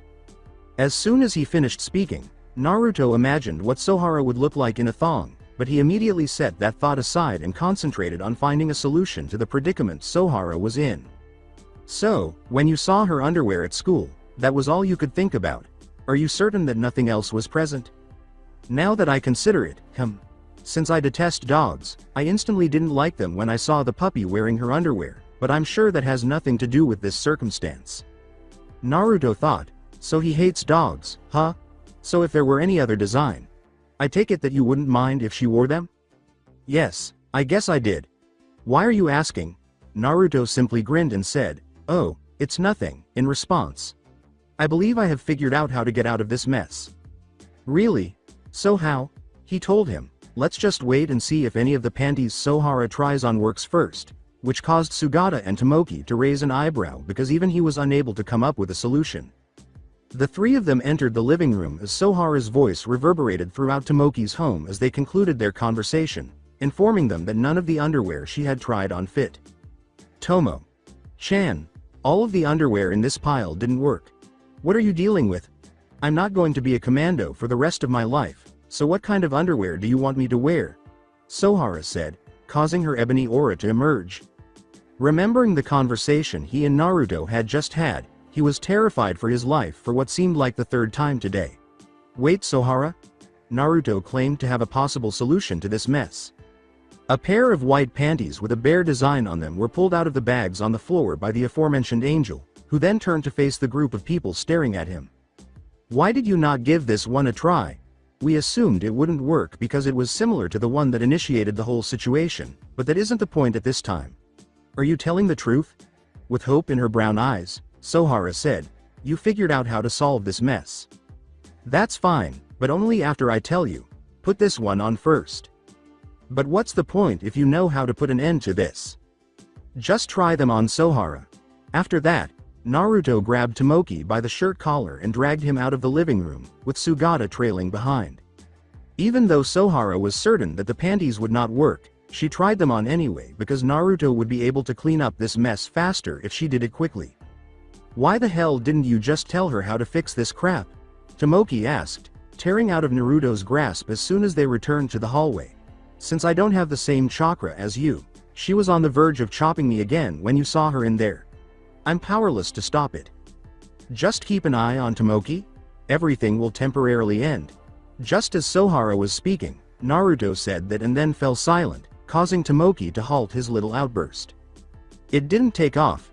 They then heard a figure sprint towards the door, which they opened to see Sohara standing there beaming. She said, Naru-chan, it didn't fly off, which made Naruto laugh. That's good to hear. You knew that pair would work, didn't you? But how?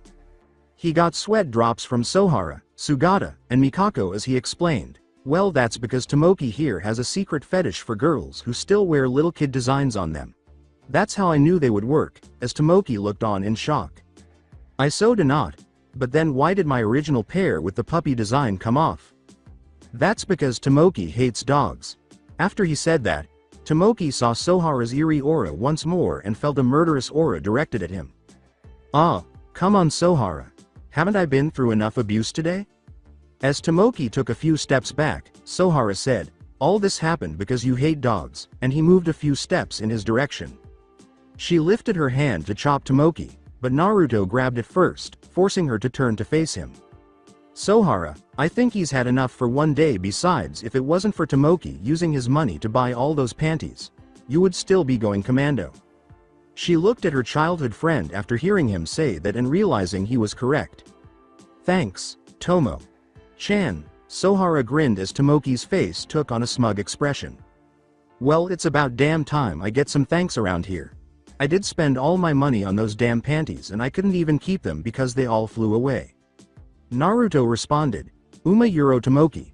I watch what I say if I were you, observing Sohara's eyebrows quiver. But he simply disregarded Naruto's caution. Do you know how much money I spent? It was all my monthly living allowance and that was all I had too. Tomo-chan. Just shut up. For the third time that day, Tomoki felt the backside of Sohara's death chop. Then, with his face buried in his floor, Sohara bounded out of his home. Mikako said, "Well, that was enough excitement for one day," and Sugata nodded before glancing up and down Naruto's body. Naruto raised an eyebrow when she continued, "But I have to say the rumors were true. You're a hunk. If I didn't already have my eye on someone, I would tie you up and take you home." "And do what?" She gave him another sly smile and said, "Wouldn't you like to know?" Causing the same pictures from earlier to flash through his mind. "Hey, can I ask you something? You don't happen to like snakes by any chance, do you?" "Actually, they're my favorite reptile, but how did you know that?"